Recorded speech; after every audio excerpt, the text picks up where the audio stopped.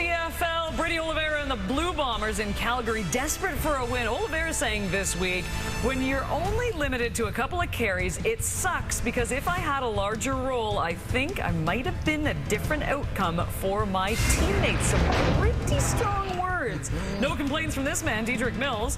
He's been great. Couple of games, 133 yards on the ground, 99 receiving against BC. The Stamps, by the way, they haven't beat Winnipeg since November of 2021. Is this the night they finally do with the Bombers playing the way they are? Alongside Enoch Mwamba, Jim Barker, and Milt Stegall as we get set for this clash. And Milt, as I said off the top, those are some pretty heavy words from Brady O, and you're okay with them. Without a doubt. When you're a superstar, you can say that. Brady has put in the work. He's put in the work on the field, and he wants to get the ball. He knows if he gets the ball, they have a great opportunity to win. You see, last week, he didn't start the game, but when they put him in, the running game got going. Only 11 carries and 64 yards. You're a superstar. You can do that. I have no problem with Brady Oliveira saying that. Unless you're Allen Iverson, practice matters. The hardest thing a head coach has to do in any sport is protect a player against himself. And in this case, he didn't practice through training camp. He wasn't practicing much. He didn't feel like last week it was he was ready to play. He needed more practice. So practice, Brady, and you'll get your carries. I don't necessarily love the comment, Coach, but unless Brady is actually a genius and he really wanted to say this to distract everybody from the fact that this Winnipeg Blue Bombers team is in a deep hole, then great. I love it if that's the case. But in other ways, I don't know if I love the comment. But at the same time, he now is attracting a lot of eyes right to him right now because we're going to be watching. We opened up the show talking about what Brady said. Well, he wants the ball. All right, then, Brady. Give me the ball. And maybe he did go say something to his offense coordinator and head coach. But now he wants to say it publicly to let everybody know, give me the ball. It's not like they're not dealing with a ton of injuries from this receiving core, too. They need to run this ball. Meanwhile, Jake Mayer saying there's not a single individual in this organization that's falling for the trap game either. Should be a great one from Calgary. We've got kickoff coming up next.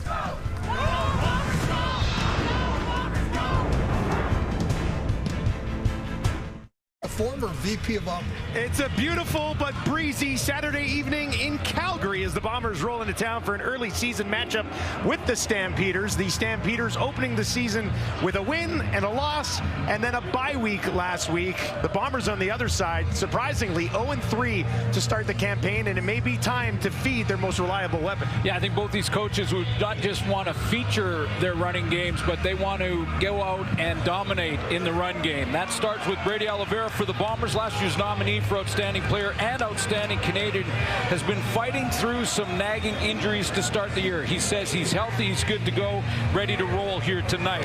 For the Stamps, Dedrick Mills is their featured tailback here, and he can do it all.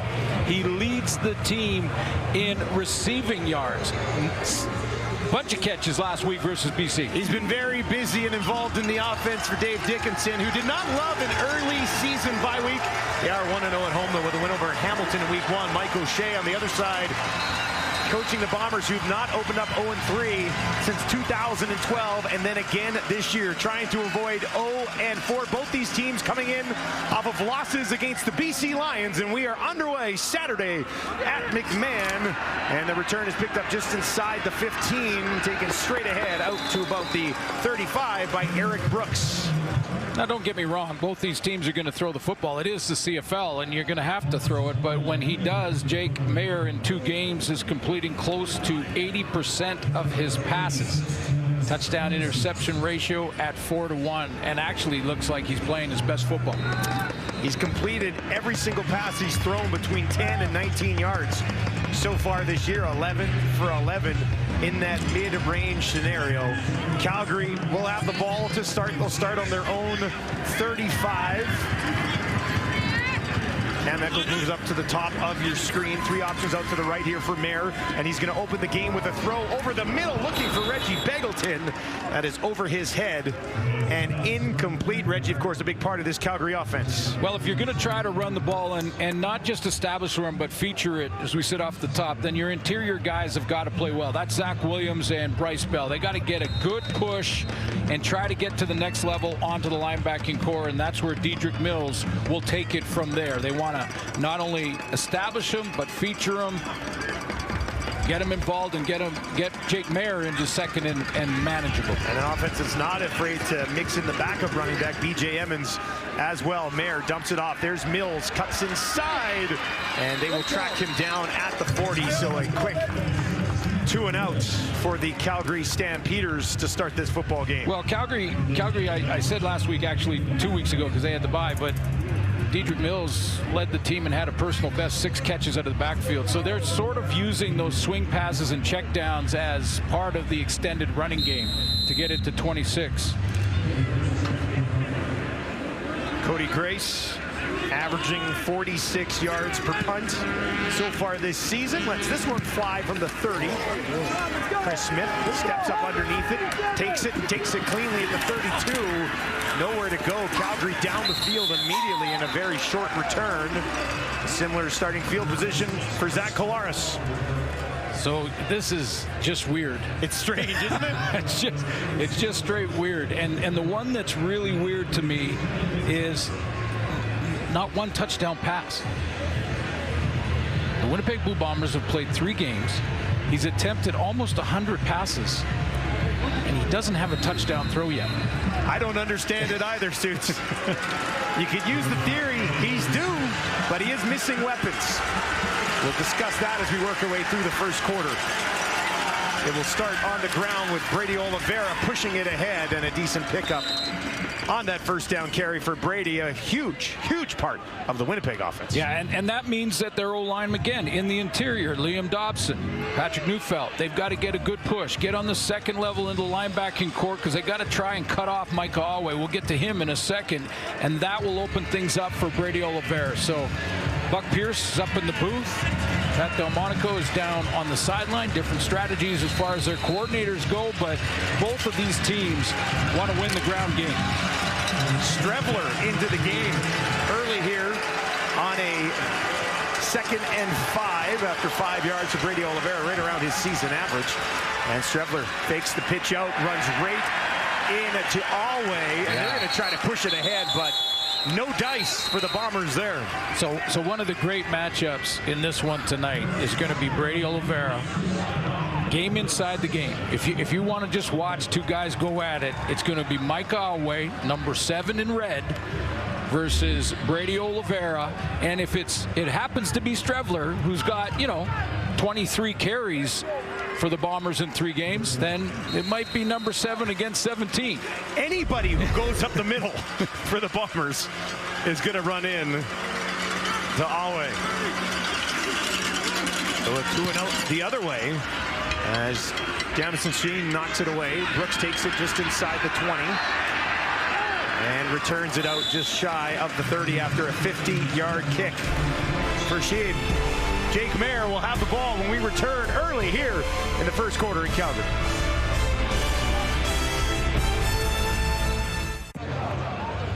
Well, for Winnipeg, it's been a slow start to the season, but within that, it's been a slow start in these football game, Suits. Well, they get behind early. I mean, they've been outscored in the first quarter 27-10. So, I think any coach in the league, even experienced coaches, start to think that they've got to throw it a little bit more. They've got to throw their way out of trouble, try to come back, in a hurry and kind of abandon the game plan. And that's been an issue for Winnipeg.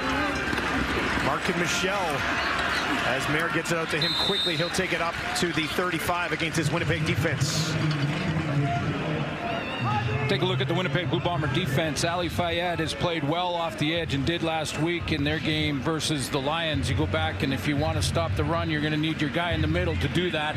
Adam Bighill, a couple of tackles away from 900. I'm going to say that again. 900 in his career. 900. Dedrick Nichols, the All-Star, is back at halfback. He missed last week.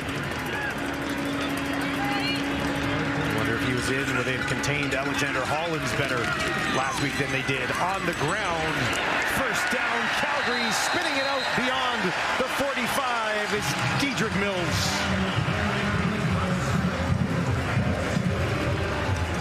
Nice spin move when he had contact here. And that's what I meant off the top, that he can do it all. I mean, he can run between the tackles with great power or quickness, and there's a nice spin move to get an extra 3. So a 7-yard completion to Michelle, then on the ground with Mills, and Calgary has the first down of the evening. Back into the hands of Mills, just beyond the line of scrimmage before he's tackled by Big Hill. Now, you don't see this very often, CFL teams, but you do see the running yards, 24 carries, 133. B.J. Emmons has taken some of those carries as they rotate through, but catches 118 yards for Mills. Leads his team coming in after 2 games. I had to double take on that when I was prepping for the game. But he's been that heavily involved. A fantasy darling if you have him in your CFL fantasy. With his start to the season, he'll slide over to the left to Jake Mayer here. 2 yards on that first down carry. So 2nd and 8, throwing down. Mayer near side, looking in the direction of Bagleton. That's the 2nd time he's targeted him today, and that one falls incomplete as well. Well, and it's a matchup the other way. So when Calgary has the ball, Dedrick Mills or B.J. Emmons, who's looked really good, against the Bomber middle linebacker, who we all know very well, Hall of Famer. He's going straight in. Oh, yeah. Adam Big Hill. He'll walk into the Hall, no doubt about it. Gray set to kick it away for the 2nd time here in the first quarter. Chris Smith waits on it. This is angled towards the far sideline. Smith waits, takes it just inside the 25. And a decent return after a 38-yard kick, takes it out.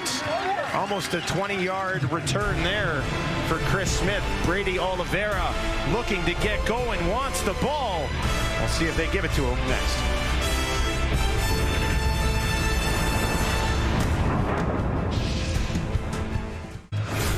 Welcome back to McMahon, everyone. We kind of teased this matchup already a little bit, but here's a look at the numbers. Yeah, it's a great matchup. Rock meet hard place, and we're going to see those two go at it in this one tonight, and it'll swap to Adam Big Hill and Mills when we go the other way, but let's watch. Polaris on the run, far side. Dembski for the first time today takes it just outside the Winnipeg 50 against this Calgary defense. Joshua Coatney is been put in the lineup, inserted into the lineup for this game tonight, and one of the reasons is to help stop the run in Brady Oliveira. He's 350 pounds. There's Mike Alway in the middle linebacker, always key to the run-stopping game, and Malcolm Thompson gets his first start, not in the CFL, but first start with the Calgary Stampeders. He gets 7 starts in Winnipeg a couple years ago. Played 10 total games in Winnipeg back in 2022. Oliveira again trying to find some room, looking to kick it out, taken down, but bounces ahead after the initial tackle, and looks like they're going to spot him just shy of a first down, and this could be Straffler time. Yeah, Straffler time, and I see the second effort. Alway wasn't out there trying to get his equipment fixed. He's coming out now, but for those first two plays, he wasn't on the field for that. He had a little bit of an equipment issue on the sideline. Yeah, they were working with his helmet. Looks like it's good to go now. That helmet, I don't want to be that helmet. Frustrated. Well, that helmet has been in a lot of contact. 3 or 4 a game, to be honest with you. Strebler looking for the first down, a flag as he pushes ahead. Got to midfield, which would have been more than enough. That might be another flag on our way. I don't think you can grab a leg and pull a guy that late in the process. 2 flags on the snap and then a 3rd flag late, as Glenn mentioned. Calgary's nominee for outstanding defensive player last year.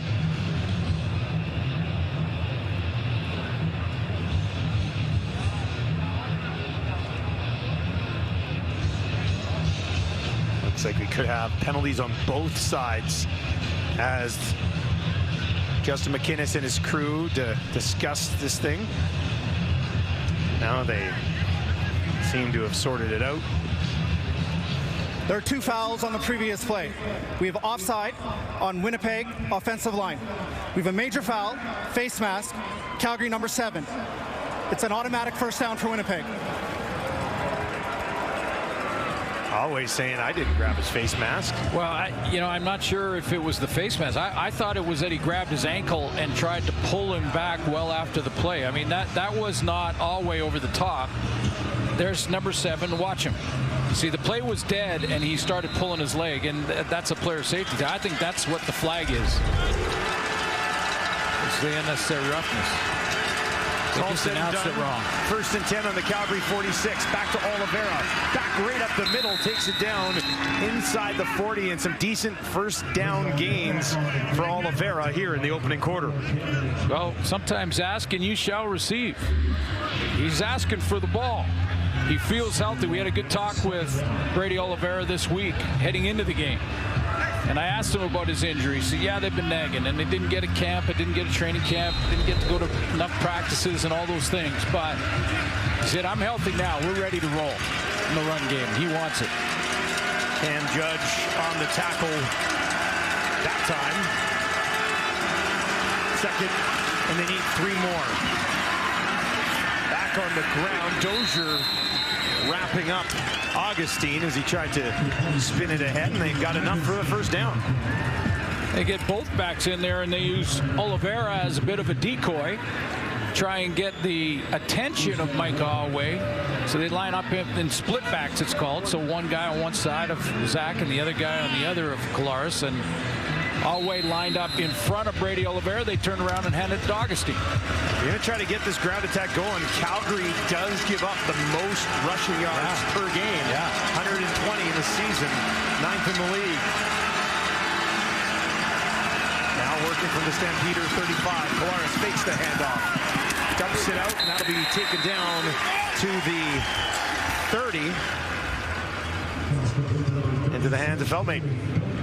Yeah, fullback Bailey Feldmate coming out of the backfield. He lines up as a tight end and then shoots out this side, and pretty good tackle by the starting safety, Malcolm Thompson, who is going to chase him down, hustle, and cut him off. First catch is a bomber for Feldmate. Wilfred Laurier makes his first tackle starting at safety. Got half of what they needed. Got to tack on 5 more here from the Calgary 30. 3 options to the left for Collaros. Throws it to the right. Got Dembski. And Dembski's got the first down before being forced out of bounds at the Calgary 21. Second catch of the game for Dembski. Well, no Dalton Schoen, no Kenny Lawler, both on the 6 games. So why not isolate Nick Dembski by himself to the short side of the field, timing route, a guy that you know Zach Collaros can trust, will be right where he needs to be, and that was a dart right to Nick Dembski. Dembski was targeted 10 times last week, caught 8 of them for 94 yards, and you have to think that 10-target range is probably where he's going to settle in. Yeah, I would with think. some of these guys out. Now Dembski will slide behind his quarterback, out to the slot on the right. Collaros tucks it into the belly of Brady. Flag drops just inside the 20 on the far side. As Oliveira once again attacks the middle of this Calgary defense.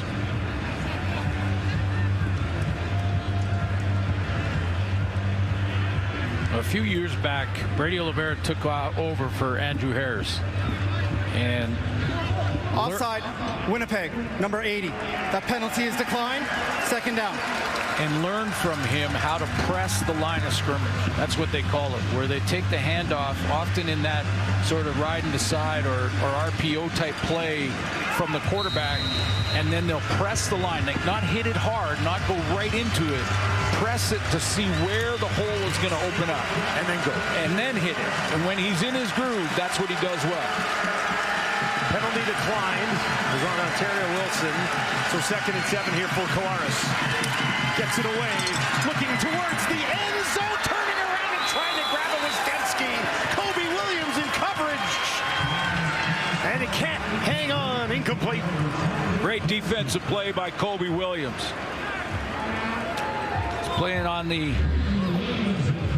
He's playing on that short side of the field, so he knows with Dembski there, we've seen Dembski isolated there, that he's going to see him if he's in the slot, and watch him track him, watch those eyes, turn inside, keep the body without pulling down a jersey or anything like that, and get the left hand in there. If you turn the other way, you separate from the receiver. He turned inside towards him and got the knockdown. Well played. All of that battling, it was the left arm that ended up making the play, right? Castillo to put Winnipeg on the board. Sneaks it through the right upright. And Winnipeg goes on top 3-0. We'll have more on Jake Maier when we return to McMahon. Significant improvement on the deep ball for Jake Maier this year. For more on that, let's send it down to our coach, Paul Abalise. Absolutely. Last year, he was worst in the Canadian Football League. 35%. A deep ball is a 20-plus completion. 7 touchdowns, 5 interceptions. The top teams in the league are going to have 20 touchdowns, and that's why it's such an important stat. But this season, only 2 games, but 7 out of 10, 500 yards, 3 touchdowns, no interceptions. So really good improvement there. The second thing would be Bo Baldwin's his new quarterback coach. For those who don't know that name, he's coached a couple of guys, and I need a Rolodex to remember them all.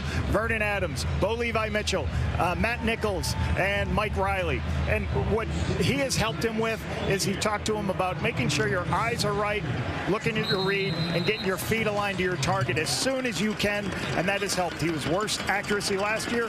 Tops, as Glenn said already, 80%, Dusty. Great info, Lapo, and what a resume of quarterbacks that Coach Baldwin has worked with. It's really phenomenal. He's a CFL quarterback whisperer, and Bo Baldwin has coached.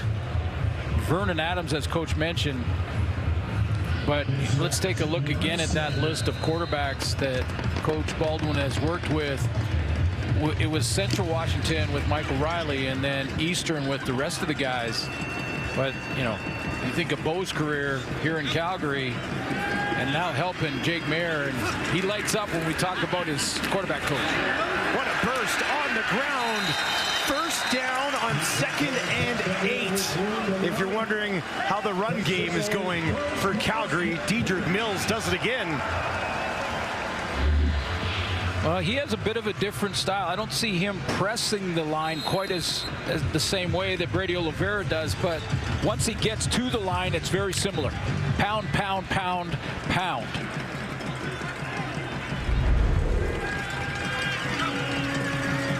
Move the sticks up to the Calgary 50.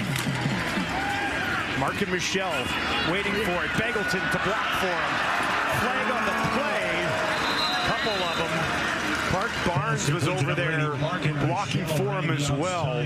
Yeah, it was right in that area at the point of attack where Mark and Michelle was heading with the football. And it may be the veteran Beggleton. Second time already in this game they tried to set up that screen for Mark and Michelle. Well, it was there. It was there. It was a nice call. Yeah, it was better this time than the last time, but one of the reasons it looked as good as it did is because there was, well, let's see. Now they're moving the other direction. Looks like it's going to actually be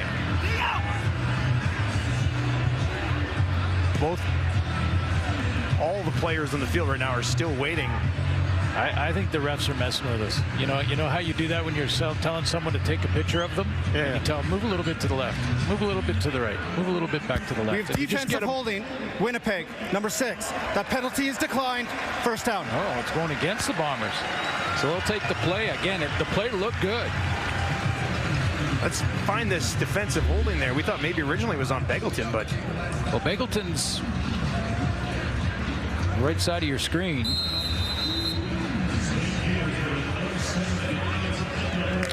And that was Retta Cramdy who got the flag. So I guess pulling Reggie Beggleton down into him led to the penalty. And down to the Winnipeg 49 for Calgary. Empty backfield here for Jake Maier. Near side, it's Beggleton who turns his body nicely and is able to make his first catch of the ball game. Tough catch. He made it look routine, but that's a tough catch. He's going hard on this break. Quick out cut, and then has to come back against the flow and pull that in, keep it off the turf. That's a tough catch to make, and you got Jake Maier here in 2nd and 2. Team leading third target of the game for Reggie. comes into this game 6th in receiving yards on the Stampeders through the first couple of games. So maybe trying to get him going here in the early stages of this ball game. His handoff goes nowhere. Bombers defense is there for the loss on the play. Yeah, Cramdy. Yeah, Cramdy need to make up after tackling Bagleton in the holding call. He comes in and he has to make amends here. He's going to be lined up to the right of your screen. He just slides, crashes in, and is in the backfield playing the play. When I say playing the play, sometimes you have a responsibility, but you see what's happening. You've done enough film study to be confident enough that it's not a guess, and you just leave your responsibility and go, I'm going to make the tackle. Cramdy just did that. 3rd and 3 from the Winnipeg 42. Back to Mills. Mills pushing it ahead, and I think he's got it. He is very close to the 39, which is what he needed. And it is a first down, Calgary. Here's this matchup. This is fun. This is getting exciting. I love doing this. This is Adam Bighill. Yeah, this is Adam Bighill now. He's got to scrape around and get in that hole and stop that run. We'll keep track of his tackles because he's only a couple away from a milestone. And the handoff this time, once again, stopped in the backfield. That's B.J. Evans into the game, his first touch of the evening. Yeah, Jamal Woods, I believe, in the rotation, got home there.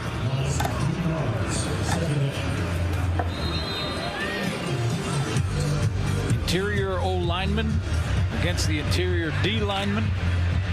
That's big on big in there, and then we're featuring a bunch of really good running backs here tonight. Final play of the opening quarter. Calgary trailing 3-0. Mayer looks to his right, throws to his right, going back for it, but not able to haul it in. Was Cam Eccles, just bounced out of his hands, and that will be incomplete. And bring up 3rd down for the Calgary Stampeders. Winnipeg Blue Bombers 0-3 on the season, but leading 3-0 here in game number 4 on the road in Calgary.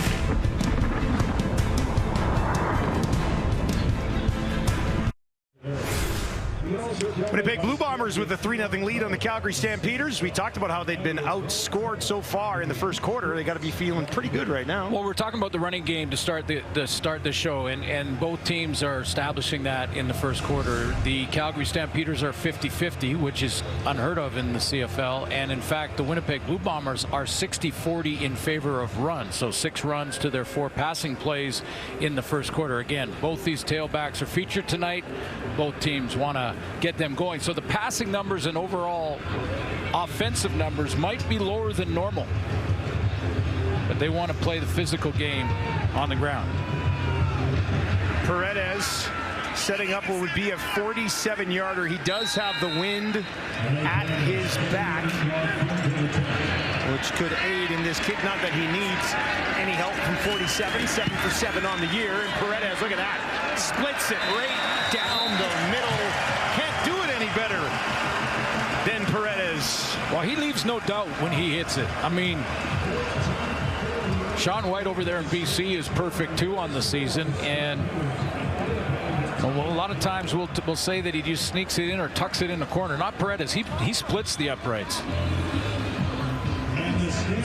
Did not have to sneak that one in. That was a no-doubter from Paredes, and we are tied at 3 here at McMahon Stadium. Perfect night for a football game, too. Long weekend, Saturday, beautiful weather. Great crowd here in Calgary this evening. 1st and 10 from the 40. They'll get it to Dembski. Can he find a hole? Dembski takes it for about 3 or 4 yards before being tripped up by Julian Hauser, among others. Well, former Winnipeg Blue Bombers got an interception already in this campaign, 2024. He led all defensive backs in interceptions for the Bombers last year. The man they called Demario Spoon Houston, which is one of the most unusual nicknames I have heard. We've not got the backstory on that just yet, have we? Well, Uncle Charlie, who they call Coach Cheese back in North Carolina, started it, and it's been with them ever since. And there is an interception right at midfield. Colares, so now the ball pops out. Judge hops on it. Clarence Hicks picked off Colares, took the ball back. Judge hops on it there, and Calgary has the ball back. First interception in the career of Clarence Hicks. So Hicks out to the outside here. Looks like he's going to be just a rushing defensive line. But nope, what does he do? He drops. Brent Monson's got a defensive end dropping into that middle. Zach Colares doesn't count him and throws it right between the 7 and the 3. Hicks already has a sack this season. May not have the hands on that play as it gets knocked loose, but Judge is there to help him out, and all of a sudden the Calgary Stampeders the Zach Colares interception, now 4 of them on the year. They're in business. Mayer out into the backfield, gets it to Mills. Mills on the far side, forced out after picking up the first down, and Dedrick Mills is dancing so far here tonight. Example of great vision. The great tailbacks have great vision. They can be moving once they catch the ball in their hands. Now they have great vision to see exactly where that block is going to be set up, and he plays right around Cam Eccles' block at wide receiver. Sees that nice block. He's got the outside angle and outside leverage, and that's exactly where Mills goes. Big Hill forces him out. They give him credit for the tackle. That's 2. Puts him at 900 in his career. Breaks back on the ground again. And a short pickup this time on first down. 900 defensive tackles. I'm sure early in the career there's a bunch of special teamers too. 182 games played. Handful of Grey Cup rings, a midful. I'll call it a midful. 6-time All-Star. 6-time All-Star. And the leader of this group. 3-time Defensive Player of the Year as well. 15, 18, and 21. 2nd and 10. Mayer, far sideline. Nichols is there to force Markin Michaud out. And he'll get about 7 on that play. And it'll bring up 3rd down. 3rd and 2, but I think in this tight game, well, it looks like they're going to leave Jake Mayer out there. Paredes was waiting out by the numbers. He's been called back to the sideline on a 3rd and 2. Does Dave Dickinson have enough confidence in his run game to do this, or got those split backs in there again? One of them's Markin Michaud. He'll slide out now. And they are going to snap it. Mayer right over the middle, looking towards the end zone for Bagleton. No! Flag on the play in the end zone, but it's against Bagleton, I believe, as he pushed off for the offensive pass interference. How about that play call from Calgary? Yeah, that's why I was talking about the fact offensive pass interference, Calgary, number 84. That penalty is declined. First down, Winnipeg. Talking about well, we'll talk about it after this commercial. Turnover on downs. Bagleton finding some space for himself. Wouldn't have worked anyway.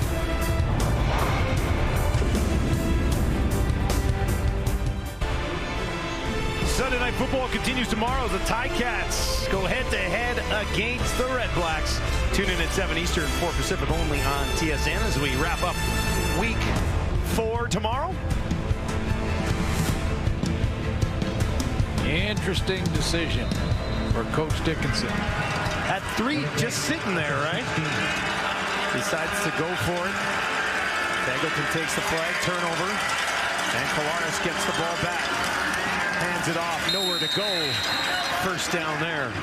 You know, I was going to mention about that decision that if you're really confident in your run game, and I know Dave Dickinson is confident in Dedrick Mills for sure, but if you're confident in that run game, a 3rd and a long 2 is a much more sort of kind of like a proactive decision.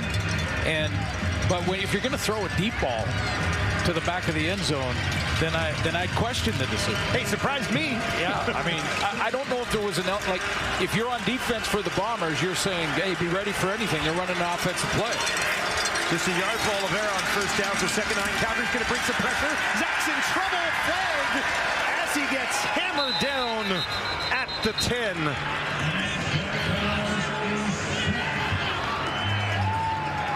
Holding, Calgary, number 55. That penalty is declined. Third down.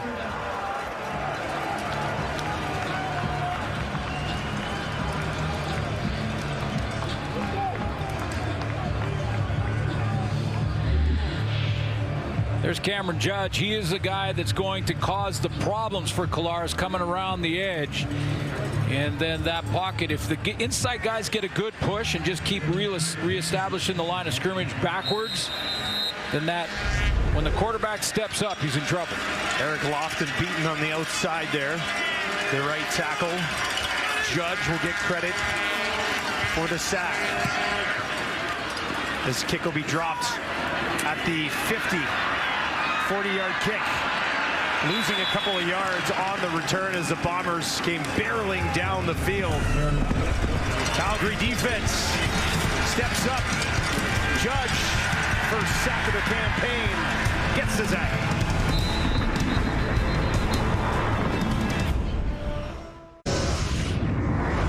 Welcome back to McMahon Stadium, where tonight is Purolator Tackle Hunger Night here in Calgary. Since 2003, Purolator, along with the CFL and its member clubs, and Canadians like you have helped the Tackle Hunger program donate over 22 million pounds of food to local food banks. The need is greater now than ever before. Go to PurolatorTackleHunger.ca to donate to this wonderful program. Next stop, Thursday in Regina. We'll be there for that one. Absolutely, and more people need to go to the food banks, feed their families. It just feels like it's more and more all the time. So anything helps. Everything helps. Calgary starting on the Winnipeg 54 rather. And Philpott with his first touch of the ball game.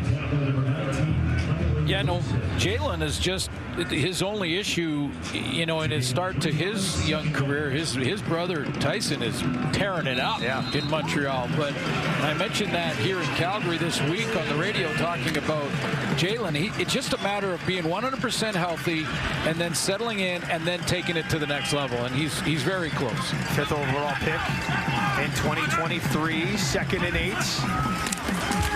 Bombers will bring 5. Mayer flushed out of the pocket, first time tonight. Throws it down the field, and that falls incomplete. Looking in the direction of Cam Eccles, but never really had a crack at it. Yeah, this is incomplete, but this is what I think Jake Mayer has improved more than anything in his game. You heard Coach on the sideline talk earlier about his better completion percentage down the field, making those big plays. Moving and throwing on the run when he gets off schedule. I think that has been his biggest improvement from last year to this year.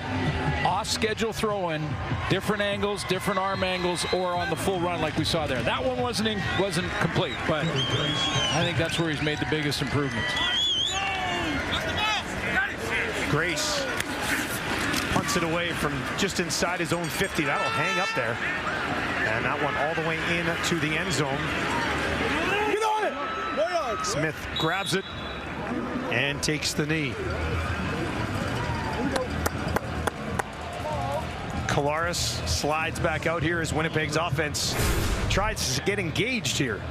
Yeah, and this is what we talk about being unusual. And this one here, you know, you talk about this season, but if you go back to the West Final and the Grey Cup, he didn't have a touchdown throw in either of those games either. I mean, this is starting to get really weird. And, you know, I mean, they've got a lot of big play guys out of the lineup due to injury, you know, but every other team in the league will tell you, hey, welcome to the club. That happens. Just attempted 6 passes so far here in Calgary tonight. Drive starts on the Winnipeg 40. Calgary brings 5. They get it to Brady Oliveira.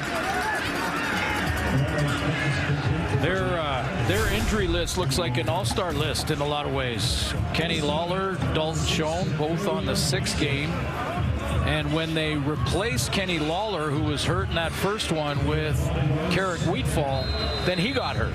He had their only 100-yard game of the season. Yeah, and he had that speed. He had the speed to sort of take the top off defenses, push defensive backs back and out of their back pedal.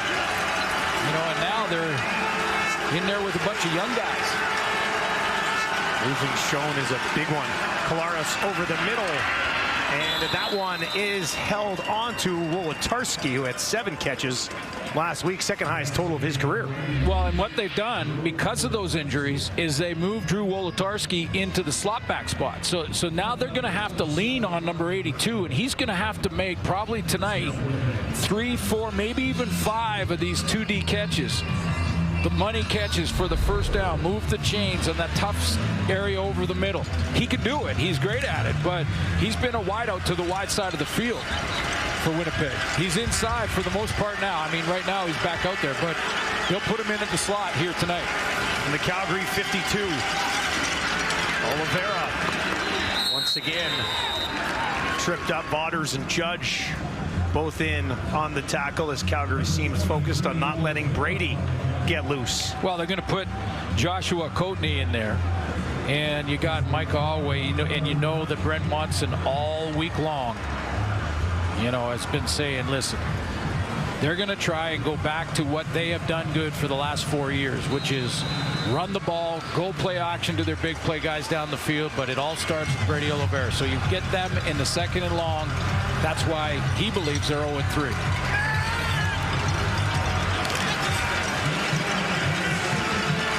A 2nd and 10. Empty backfield for Oliveira. 3 to the left, 3 more out to the right. Well, Strebler into the game rather. Strebler takes off. And Strebler runs it ahead. He's almost got that first down. Oh, he searches out the physical part of the game, doesn't he? He's searching out hits. It's like if he gets past the line of scrimmage, he's not looking for open area, which most guys with the ball under their arm are looking for. You know, most guys are looking for the open area. When Strebler gets here, he's looking for a guy to hit, and he'll find one because 7 will be around. He's gonna close quickly, and there's the contact between Mike Holloway and Chris Strebler. 3rd and inches. Of course, Strebler stays in there. Pushing it ahead. Got it. Takes it down to the 40 for Winnipeg. Collaros will trot back out onto the field after Strebler comes in and does his thing. Well, the one thing, though, and he's been worked in, I mentioned the 23 carries. He's been worked into this offense since day 1 of this season. However, he hasn't thrown a pass yet. And, you know, if I'm Buck Pierce, I'm adding that because he can throw, and he's a quarterback. He can throw. So add that so that it keeps that defense guessing a little bit more. Bombers work from the Calgary 40. Oliveira again patiently trying to find some space. Got a little bit of it. Takes it down to the 36 before things are blown down.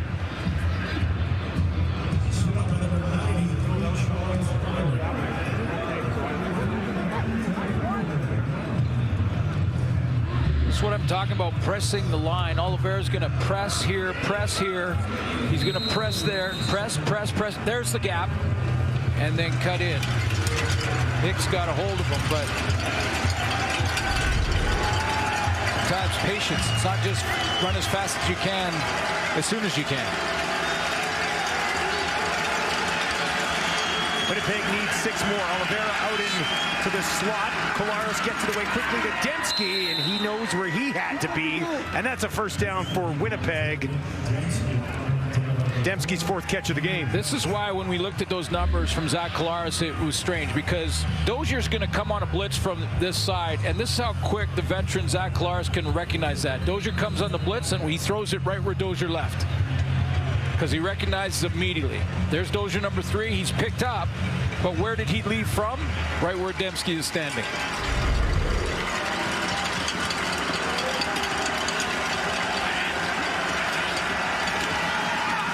taking the handoff to Oliveira, has to throw it away with pressure in his face in the direction of Dembski again. But Julian Hauser was on him immediately. And DeMario Houston was baiting him to throw that to Dembski. He was on the inside shoulder of Nick Dembski on that out route, and I know what he was thinking. He was saying, Zach, throw it, Zach, throw it. Go ahead, give it a try. That's a house call the other way. It's a house call. Collaros wisely thought otherwise. 2nd and 10. Collaros looking to the end zone, up for grabs, incomplete. Was looking for Dembski. Dembski wants a flag. Malcolm Thompson was there with him. And not a flag on the field. Collaros remains down just outside the 40, and they'll call the training staff out here to check in on Zach.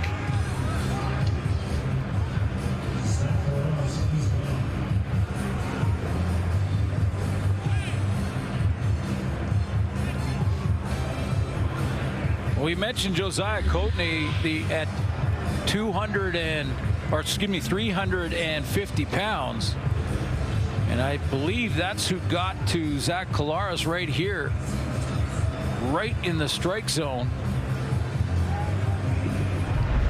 Ole Miss getting up the field. That's a big body. We'll be back.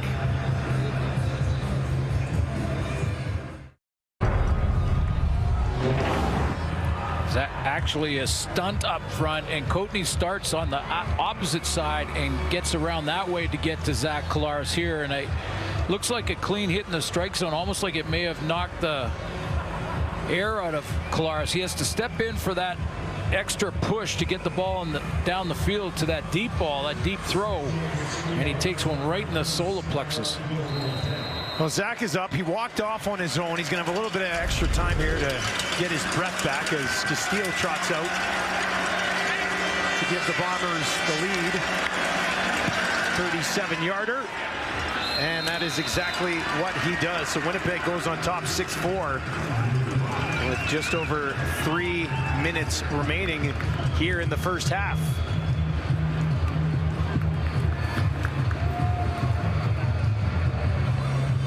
I'd like to welcome our viewers joining us on TSN 5 after some afternoon golf coverage.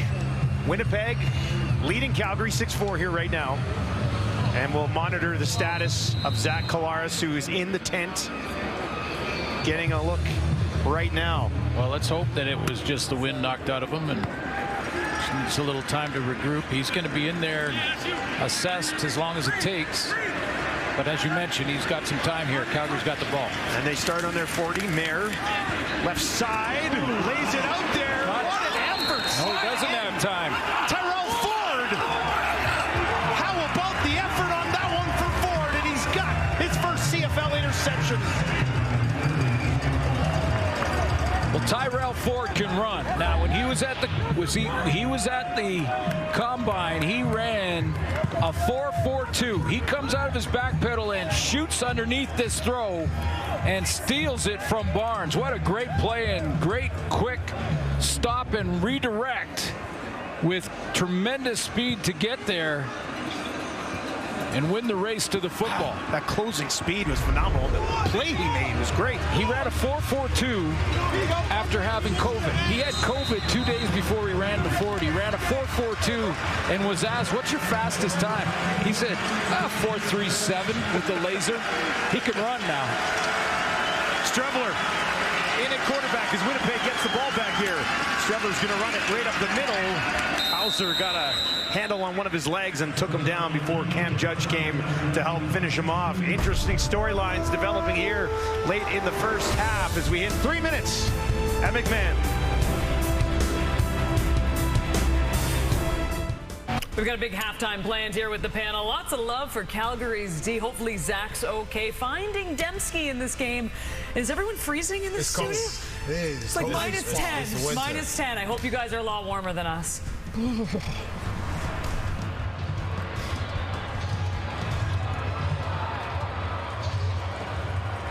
Zach Collaros on the sideline watching on here, grimacing a little bit.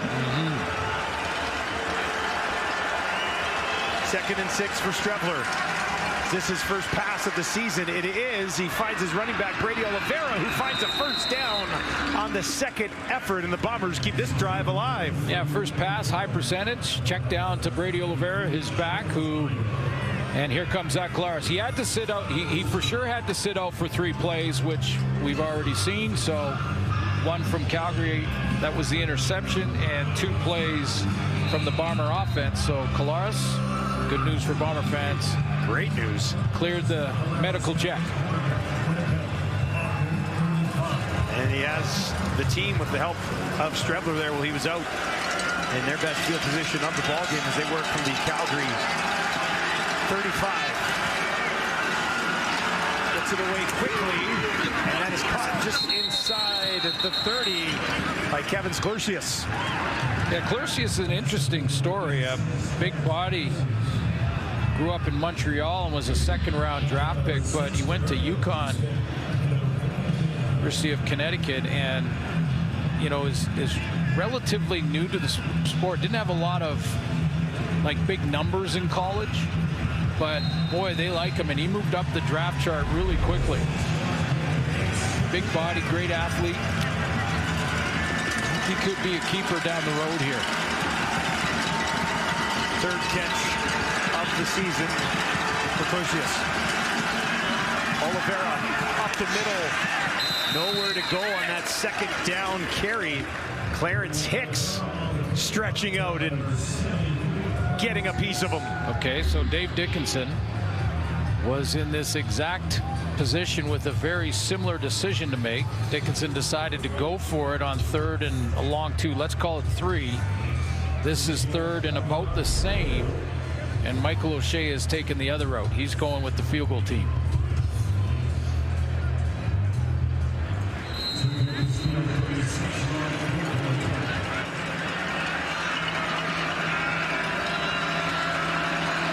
The steal from 36 for his 3rd field goal of the game.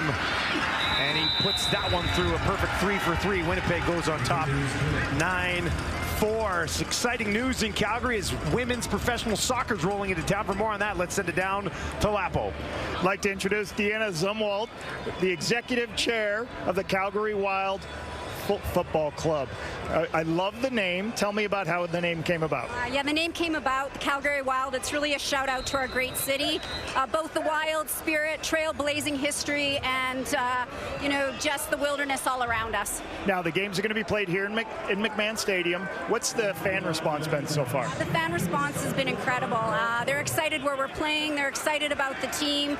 I would say we've been overwhelmed by the response. I mean, one simple story, for our press conference, a mother actually drove her daughter from Edmonton to Calgary for the press conference. That's the impact it's having. And what's it going to mean for young women playing soccer across the country?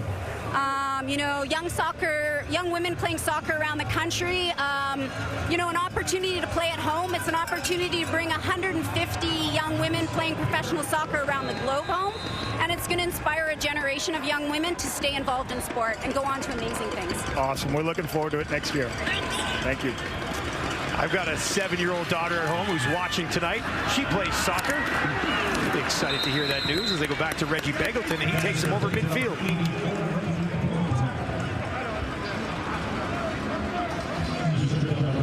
See Winnipeg chipping away with their 3 field goals, and Calgary electing not to go for it there. They're trailing now by 1 possession, but a major. So an important minute here if Jake Mayer can get them into field goal range.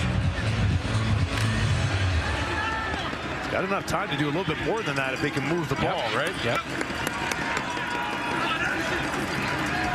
Needs 3 yards here from the Winnipeg 53. He'll be throwing again. Gets it away. Back to Begelton for the first down. And he is taken down at the 41. Well, this could be considered best on best. Reggie Begelton going on Diedrich Nichols, and basically a one-on-one. Good blocking up front, a throwing lane for Jake Mayer, and how about the experience of Begelton just to back up knowing where he is on the field. Mayer gets rid of it quickly again, but that bounces at the feet of Markin Michel, and will bring up 2nd and 10 for the home team. Well, you heard Coach talk about Bo Baldwin and how he's working with Jake Mayer on a couple of really simple, it sounds simple fundamentals, but they're so important, his eyes and his feet. And that time I would suggest his feet weren't set. His feet weren't where they're supposed to be, and Bo Baldwin would probably go over there and say, I'm going to coach you up now. Your feet, if you turn that outside foot a little bit further, you make that throw to the out. Fundamentals, even at this level, working on the fundamentals. So if you're a kid watching, keep working on them. Mayer gets it away quickly again, and he goes back to Begelton, and he is close to a first down. It'll be inches if they don't give it to him. Well, let's take a look on the feet here. Jake Mayer on this completion. So he's got the curl route, plants that back foot, front foot leading right to the receiver Begelton, steps into that throw and plant, boom, nice. Calgary moving quickly there. We do have a whistle right after the snap. Tommy Stevens was into the game quickly. Winnipeg was a little late getting a couple of their guys out there.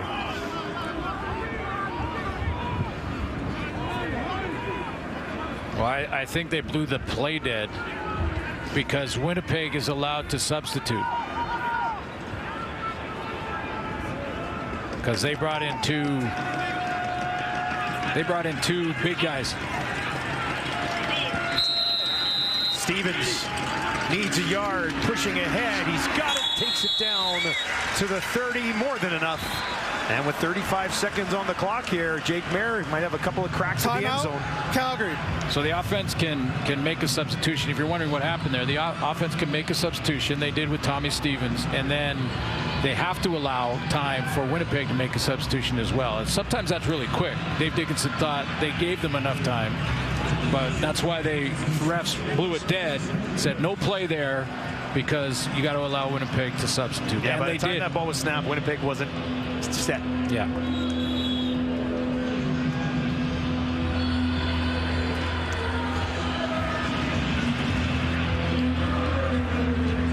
Right, Calgary here, if they could find the end zone, have some momentum at the end of the first half here, trying to pick up where they left off. Decent start to the year, 1-1, and then into that early bye week for Calgary, trying to find their groove again.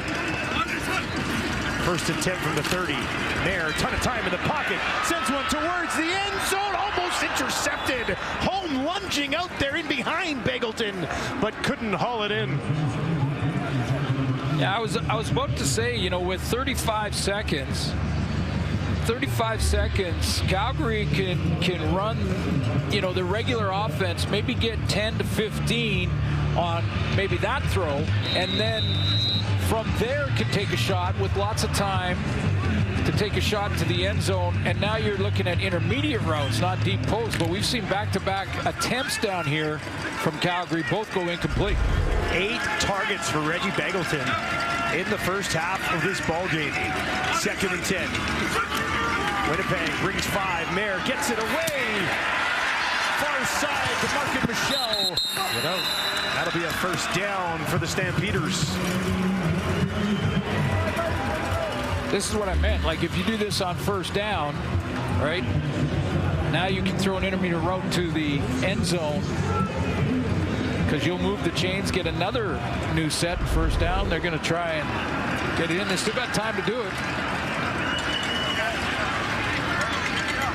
Three plays, but you got to watch it now. Don't want to miss an opportunity here. Clock ticks now. Mayer takes it, looks to his left. Has it batted down as he tries to drop it underneath to Dedrick Mills. 12 seconds on the clock. So Clark Barnes out there is on the left side. He just was looking that way the whole time and didn't like what he saw. Just take a look and watch. See Mayer's locked in there and then tried to check down, and that was batted.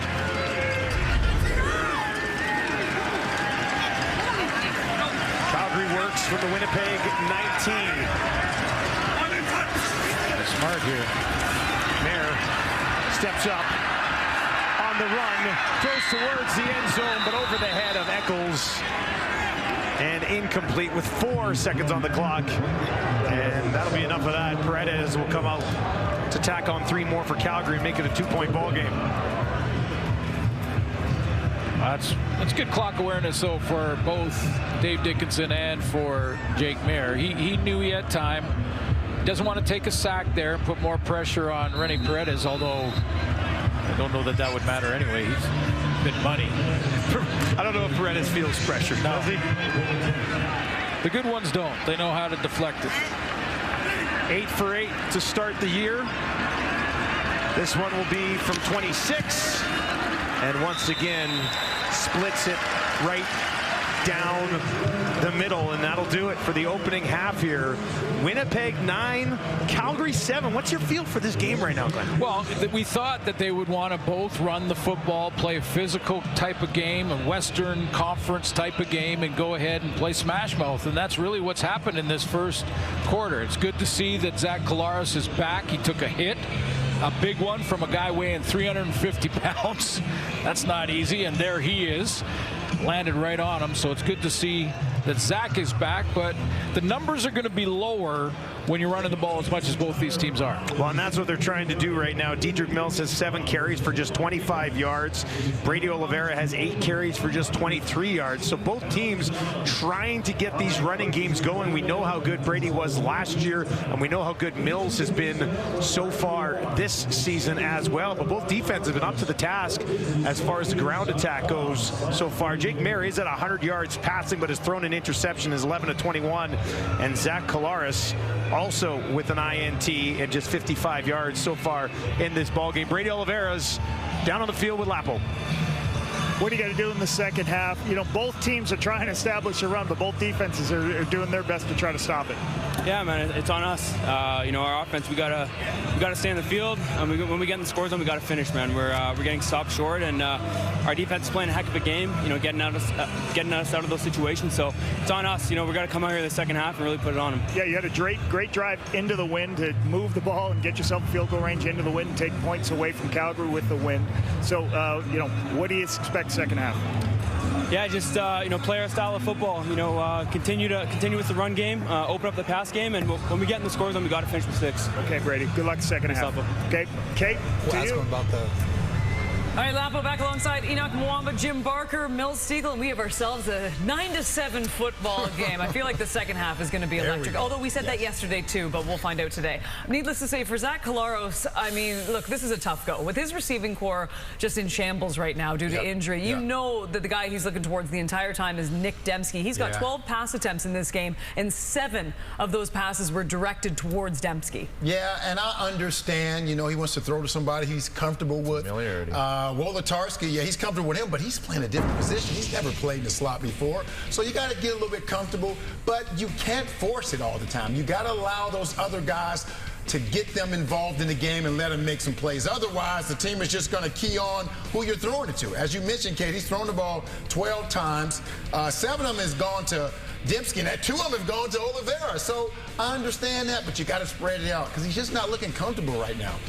He only has 55 yards passing, and our producer, Jamie Rydell, he brought up a great stat. Zach has not thrown a touchdown pass in 252 days. Wow. That's a struggle. So they have to find a way to get him comfortable, get those other guys involved, get the running game going a little bit more, because right now this offense is just not in sync. As I said last week, it's looking real sour. And, you know, their defense, we've been on their defense hard since the beginning of the year. They stepped up and are keeping them in the game. They've only run for 29 yards. They've done a great job of keeping them there. They're not getting the kind of pressure on Maier they want. Now, Mayer's only completed 11 of 21 for 100 yards. Great job by Terrell Ford at corner. He is coming along every week. You just see him improving. So their secondary is getting better. You know, Big Hill's making more plays at the line of scrimmage against the run. They just They just need to pressure. And if they can get that, they'll get this defense back. Listen, we're talking about the struggles that the Winnipeg Blue Bombers offense is having. Part of that reason is because of this Calgary defense as well. And I think that Brent Monson has started the game very aggressive. It tapered down a little bit near the end of the half, but they are doing an amazing job of containing Zach Collaros. And they're going, obviously, you saw the interception here by Clarence Hicks right there. Big guy can move. I love what I saw. I mean, he got him on the line and dropped him, and then you see Cam Judge is a guy who's always been active. You see him all over the football field. He's doing a great job of being active and making plays all over the field. This defense, if they continue to play the way that they are going to wreak havoc on that offense and win. You know, and let's just talk about Brady for 1 minute here, too, because we heard those comments before the game that he needs to get the ball more. This team needs to be rushing the ball more, especially with all the injuries. He's got 23 yards in this game, and he's averaging about 3 yards per carry. I mean, that's not, you know, amazing numbers to this stretch. He is getting the chances, though. He's getting the chances. He got 8. He was given the ball 8 times. 23 yards is just not enough. I mean, we talked about it from the jump. If he is trying to distract everybody from the situation that they're in right now, he's doing a great job, but at least now you got to answer the call. Go ahead, Coach. But they give him the ball all the time on first down. Maybe give him the ball on second and 5 or 2nd and 6. So I think they're giving it to him in situations, putting themselves in long yardage. But you got to keep giving it to him. Yeah, no doubt. He's your weapon on offense. You know, with all those injuries, you got to throw it to him. This second half, he needs to touch the ball total maybe 15 to 20 times, in my opinion. Their lack of production at receiver is hurting their running game. Because those linebackers just aren't worried about you couldn't agree more. All right, coming up, we're going to talk about the dribble kick, something Enoch absolutely loves. I love it.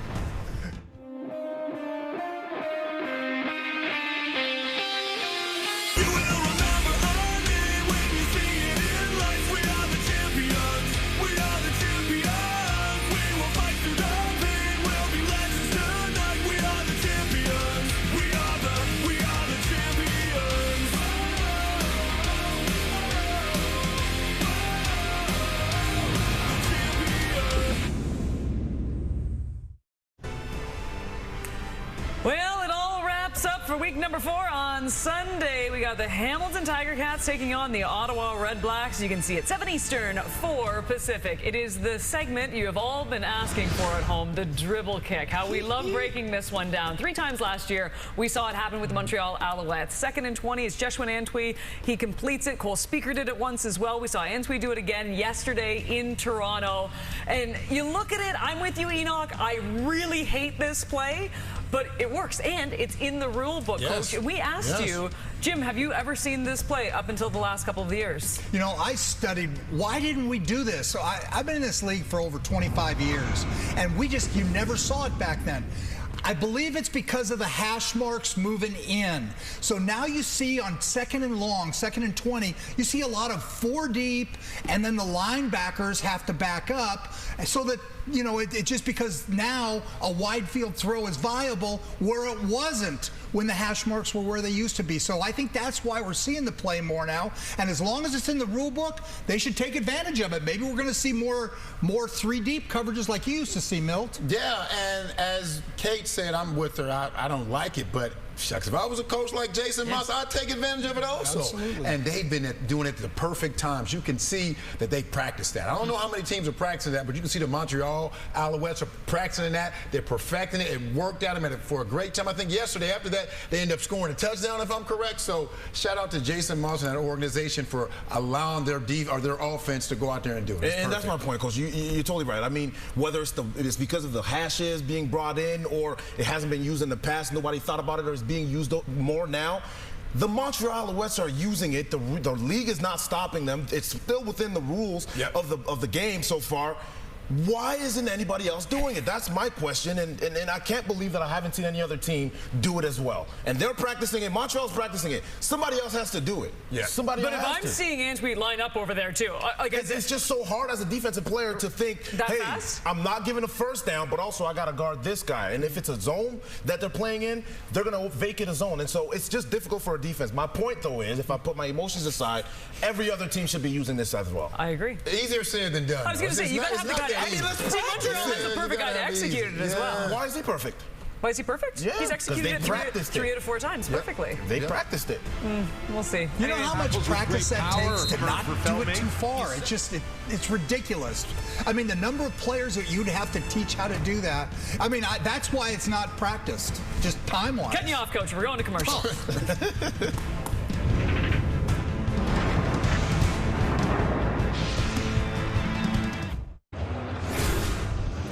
Second half action coming up. The Winnipeg Blue Bombers leading Calgary 9-7. Calgary trying to get this offense going. And to do that, they'll probably need Dedrick Mills, who is with our Paul LaPolice. Dedrick, I'll tell you, 3rd and 3. I love the call, giving you the rock. How does it feel when your coach gives you that opportunity? I mean, I feel blessed, and I feel I'm great to have the opportunity. I'm glad he put his trust in me to run and get the first down, man. That's all. All I ask for a lot of the times, just give me the ball, let us go get the ball, get the first down. Yeah, I'm not going to ask you about the 3rd and 2 when he didn't give you the ball, but what's going to happen? 9 carries, 42 yards. What's going to happen in the second half? What are you going to pop? Gap scheme, outside zone? What do you got? I mean, whatever comes my way, man. Inside zone, outside zone, no matter. One up in the pop. We're going to get 100 yards this game, man. Something's going to give, man. Good luck in the second half. That is the kind of way it feels. Something's going to give here, right? Yeah. One of the things that we've been told is that Zach Collaros is not on the sideline right now to begin the half.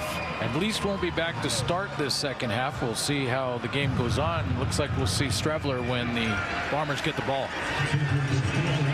Calgary will get the ball to start and have the win with them here in the 3rd quarter. Brooks takes it, nice little spin move, and Brooks pushes it all the way out, just shy of the Calgary 40. Here's a look at Jake Mayer in the first half. Yeah, we talked about both teams running the ball a ton, or at least, upwards of 10 carries, so that limits the pass, but they will go to play action, and a couple of catches by Bagleton in that first half. There's Dedrick Mills out of the backfield. It was an important one to set up a field goal, and keep in mind that they missed on a 3rd and 2 that Coach LaPolice made reference to in talking to Dedrick Mills there, that they were in plus territory deep into Winnipeg territory and elected not to take the 3 points and go for it, didn't get it.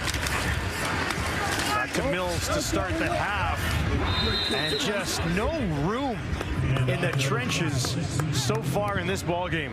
Well, this is one of the adjustments that I think we'll see in this second half, is to, rather than run in this area, maybe start to think about running in this area and get the ball outside to the perimeters. Now, you can do that in a couple ways. You can do it with a sweep or some of the RPO stuff to get outside, but you can also do it with those short throws, the swing throws. Big Hill was waiting for him that time. They gave him 4, so 2nd and 6. 3 options out to the wide side left here for Mayer. That's where he looks. That's where he throws. He's got Philpott for a first down, and Philpott comes down right at midfield. This last throw, Jake Mayer read number 4, Adam Big Hill. So Big Hill's going to drop here, and when he drops, he stops. So right there, he takes the inside guy, and Mayer throws it to the outside guy. If he takes the outside guy, Mayer would throw it to Clark Barnes. One read off the linebacker, complete, first down. Press set right at midfield. Mayer, a ton of time, and he's going to take a shot down the field, and that falls incomplete. Holm was trying to make a play on it. Looked like he got tied up a bit with Bagleton, and boy, they've been trying to get Bagleton down the field so far in this game, but it has not worked. Evan Holm can run. I talked about Tyrell Ford and his speed, but you go back to the last couple of years with Evan Holm and how fast he can run. He outruns Bagleton to get to the football by 3 or 4 steps. He's already gone by him. There's Zach Collaros with no helmet. He's heading out, and Holm got up holding his leg a little bit. They'll do it again, 2nd and 10. Bombers send 5, they'll drop 1, and that one is complete down inside the 45. Cam Eccles, his first catch of the ball game. And best throw of the night for Jake Mayer. Drops back, feet are right, vision is right, eyes are right, timing is there. As Eccles makes his break to the middle, He has time to catch it, protect himself, and leap over the tackle for a couple extra. And he zipped that one in there, didn't he? Yeah. Opening drive of the half with the wind at their back. Calgary moving the ball. Once again, the fake. Once again, down the field. That one falls incomplete. There's a flag that was thrown as well. He was looking for Clark Barnes. Barnes does not have a catch so far in the game. But that play on the post from the right side of the offensive formation for Jake Maier has been, that's the third attempt. Holding, Calgary, number 54. It's a 10-yard penalty. Repeat first down. Joshua Coker, the right tackle. Tight end set outside him, so he'll be one player inside, and you'll see the takedown on the shoulder pads.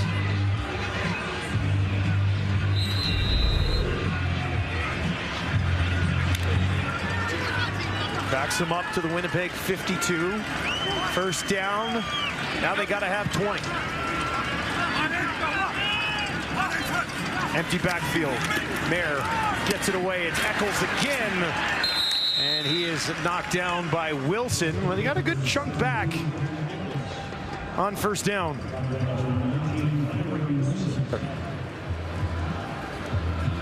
Again, right back to Eccles. His best throw is backed up by this one because it's basically the same route. Inside number 17. Time to protect himself on that inside route. Himself a chance on second down here to convert after the penalty. 11 to Eccles. Leaves them needing 9 more. 3 options out to the left. Winnipeg's going to bring some heat right up the middle. Maier gets it away. Eggleton got it, but a nice tackle made immediately once again by Evan Holm. And they will be stopped short. Paredes trotting out for another field goal.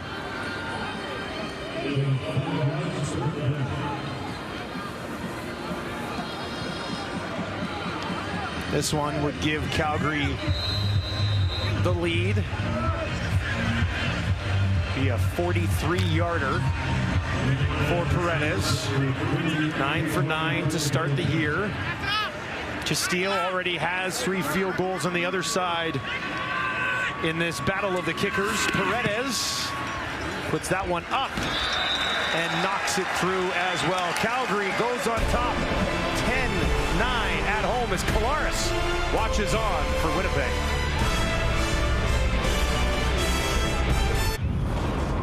Welcome back to McMahon. You just saw Zach Collaros on the sideline. Let's go back to the first half and how he ended up there. This was the hit on a deep ball attempt by Joshua Coatney. You mentioned he weighs 250 pounds. He grabbed his ribs. Now, he did come back and gave it a shot for a couple of plays, but at halftime, they must have done another assessment. He just wasn't feeling right. He's got the baseball hat on now. Watching with the rest of us is Strevler in at quarterback on the run, throws it out there, and Johnny Augustine has it fall in front of him. Let's take a look at Coatney, who was the man who lowered the boom on Collaros. Yeah, I thought he actually landed on him too, but it was just the contact to that rib area. But, you know, I'll circle what is something that is kind of unusual. You see it in the other league. You see it down south, but you don't see many times a guy at 350, even in the lines. Defensive line. He had looks in Pittsburgh and San Francisco, was in the XFL for a little bit, now finds himself in the middle, smack dab in the middle of this Calgary defense. Strevler gets it away, and that falls incomplete, looking for Ontario Wilson, but he missed him. Well, you know, and he played his college ball. He grew up in Douglasville, Georgia. He played his college ball at Ole Miss, and he did play inside at college, but he also played defensive end. And on that play where he hit Collaros, he has a quick feet. There's a nice bull rush, so he's got the feet for a defensive end, but the size to play inside. So it's a unicorn. It's a unique athlete that can do that. 3rd and 10. And they'll be forced to punt this away. Brooks waits. takes it just inside his own 30. Returners have not had a sniff of daylight so far in this game, as both special teams units, cover units, getting down the field on just an absolutely stunning Saturday in the city of Calgary. That's worth it. That's worth it alone right there. Curb your enthusiasm. I just recently got into Curb. Oh, man. Over the last year or so. It's hilarious. Think George Costanza, and that's Larry David. Highly entertaining. Very funny. Mayer gets the ball with the lead. Right back on the ground again as they stick with the attack. This time it's B.J. Emmons into the ball game. I asked Dave Dickinson this week, I said, hey, can you have one of those running backs switch their numbers? Because one wears 26 and one wears 28. He goes, you know what? I don't disagree with you. I don't think it's going to happen at any point, but as a play-by-play man, I put in the request.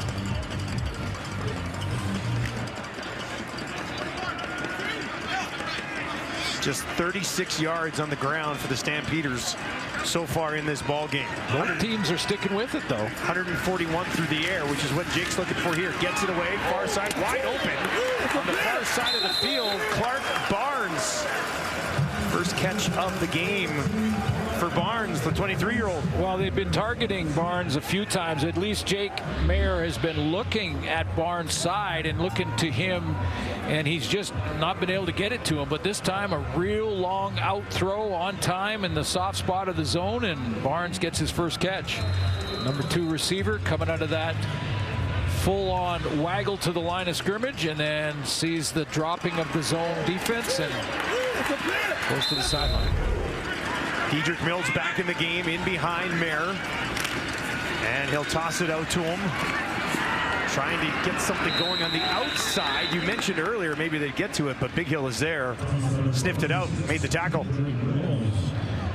Well, it looked like there was going to be a pulling of the tackle here, and then it was going to be, could he cut off Adam Big Hill? It was basically Deontay Demarais coming outside, but he goes way down the field, and so he doesn't even get or look for number 4. I think if you're pulling out as an offensive lineman, your first objection should be number 4. They end up losing a yard, so it's 2nd and 11. 4-man pressure from Winnipeg, and that one is knocked down, batted down at the line, and incomplete. Was that Willie Jefferson? I'm just gonna go out on a limb, because I couldn't tell who got their hand on it live, but I'm gonna go out on a limb and say it was this guy here, number 5. Well, that would be the first time we've mentioned him so far in this game. It is. Through the middle. But if you're going to pick a guy that knocked down a throw, easy guess. Yeah, I you didn't really go out on a limb there. No, I didn't. I wasn't far out on the limb there. You're hanging on to the center part of the tree, being like, it's Willie. It was Willie. This bounces just inside the 5 and now into the end zone. And Chris Smith goes back. Takes a knee after the 81-yard kick. Willie Jefferson getting involved for the Bombers. Trail on the road in Calgary. Well, one of the bigger player transactions of the offseason, Demerio Houston leaving Winnipeg and coming to Calgary. Had a great talk with Houston before this game and trying to find, what he likes, what his strengths and weaknesses that he feels is he's a pattern reader, he's a route reader, and can sit back in those zones. They love to play man, and every DB, especially corners, they love the man-to-man matchup. So that goes without saying. But when he sits back in a zone defense, he can route read. So if you see an out, there's probably a curl or an in route behind it. If you see a crossing route, there's probably an over route behind that, and then maybe even a post. And those things are just sort of natural to offenses, and Houston does a great job of reading that. That's why he's so dangerous out there. He can read the routes, and then he'll jump one. All the way with the tackle on Dembski, 2nd and 7 for Winnipeg. Strevler gets it away, and that is incomplete right at the first down marker. Was looking for Wolodarski, and Rodney Randall was there. And I love how he wrapped up our discussion with him this week when Demerio Houston said, the ball to me is kind of like money. So I envisioned at that moment him looking at like a stack of hundreds coming his direction when the opposing quarterback throws it. He wants to take that money to the bank. He made it rain last year, no doubt about that. Whoa, that snap was not a good one. Sheen takes off. Now he's going to run, and he's got the first down all the way down to the 50 on a snap that went way out to his right. He just took off, and Winnipeg's got a first down. Well, in every kick return unit, there are contained men that can't leave to their blocking assignment. I'm not sure if it's Houston or not. We'll see who. You got to stay contained until this ball is kicked. Don't let them out there. And they didn't. Oh, that wasn't even Houston. That was Nick Stats. And now he saw when the ball went that side and he made the good catch. There was no one he contained. Backup safety Nick Stats took his man and he was down blocking. 18 yards for number 18. And the Bombers back on the field offensively. Strevler out to his right, dumps it off to Brady Oliveira, who gets a foot down and picks up the complete pass and puts them in second and a manageable situation. Well, and this, to me, Buck Pierce could just work this type of play over and over and over again. Get Strevler on the run, where he's a threat to run or throw.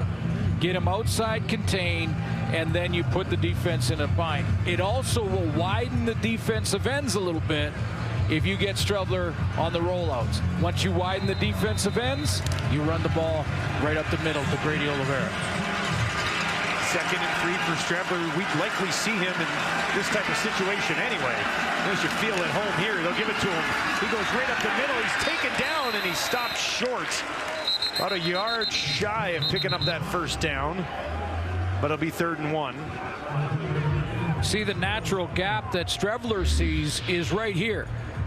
Defensive tackle, defensive tackle. So that's a big gap. He's going to run there. He's going to look where the natural gap is open, but that closes quickly because Mike Rose crashes down. Always going to fight through it, but the defensive line handled it that way, or that time. There was a natural hole there, and Mike Rose closed that hole. Well, and Coatney was in on it again. Now, there is a flag, really late flag. I did not see this before we started breaking down the play. And they just threw that flag. Procedure, no end, Winnipeg. It's 5-yard penalty, repeat 2nd down. I was going to say I thought I got a penalty for telestration there. It was about that time. I thought it looked really nice. I thought he did a great job there. All right, so they will back this up 5.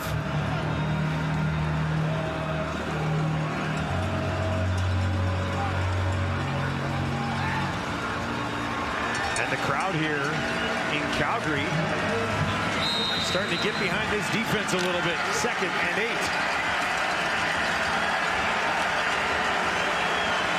Oliveira stands in next to Strevler. He's got 3 options out to his right. Calgary's going to bring some pressure.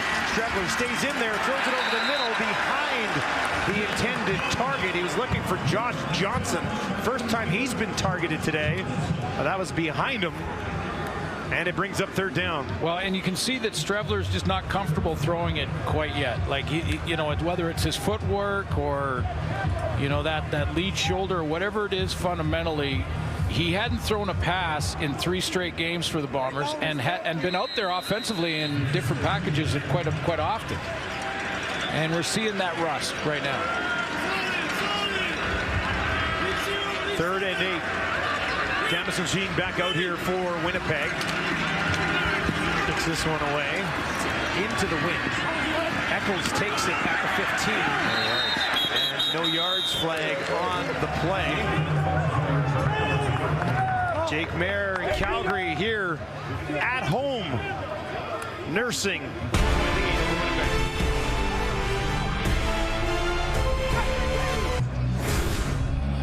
Well, Suits, there's one of your former teammates, Richie Hall, who's had a big impact wherever he went across the Canadian Football League. For more on Richie, let's send it down to Lapo. with the addition of Jordan Younger as defensive coordinator, the Bombers secure a very good young football coach. But what they also secured is Richie Hall, an outstanding individual. Not many people would just accept the opportunity to still stay with his team in a reduced role, but that's Richie Hall's character. And the one thing that Willie Jefferson talked about this week is the freedom he has as he's not the coordinator and he doesn't have as much time. He spent much more time. He's got the ability to spend more time with the players and talk about fundamentals or just have conversations on the sideline. And the players, the young players, are really just enjoying the conversations with Richie Hall. And just an outstanding individual and a great reflection of our league. Well, a real luxury for Winnipeg to put Jordan Younger into a more elevated role as DC and still have Richie there to throw things off of, right? Changing of the guard, and Richie wanted to continue helping the football team. And that one-on-one coaching that he can walk around and do now, as our coach mentioned, really important in the teaching of the fundamentals. Calgary on the 29. Mayer hit as he throws, and a flag at the end of it, as Jake Mayer was hit pretty hard as he threw this football. And the flag did come out. Jefferson, if I had both in there.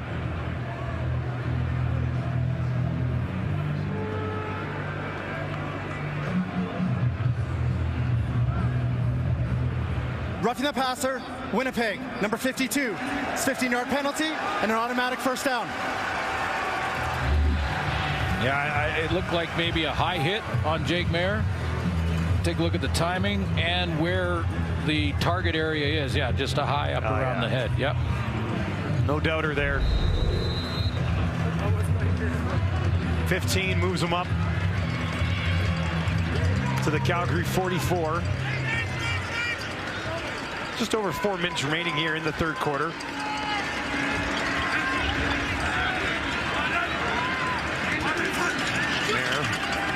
Pressure coming again. Back pedals over the middle. Boy, Barnes is wide open. And he missed him over the top. Had a ton of space there, did Clark Barnes.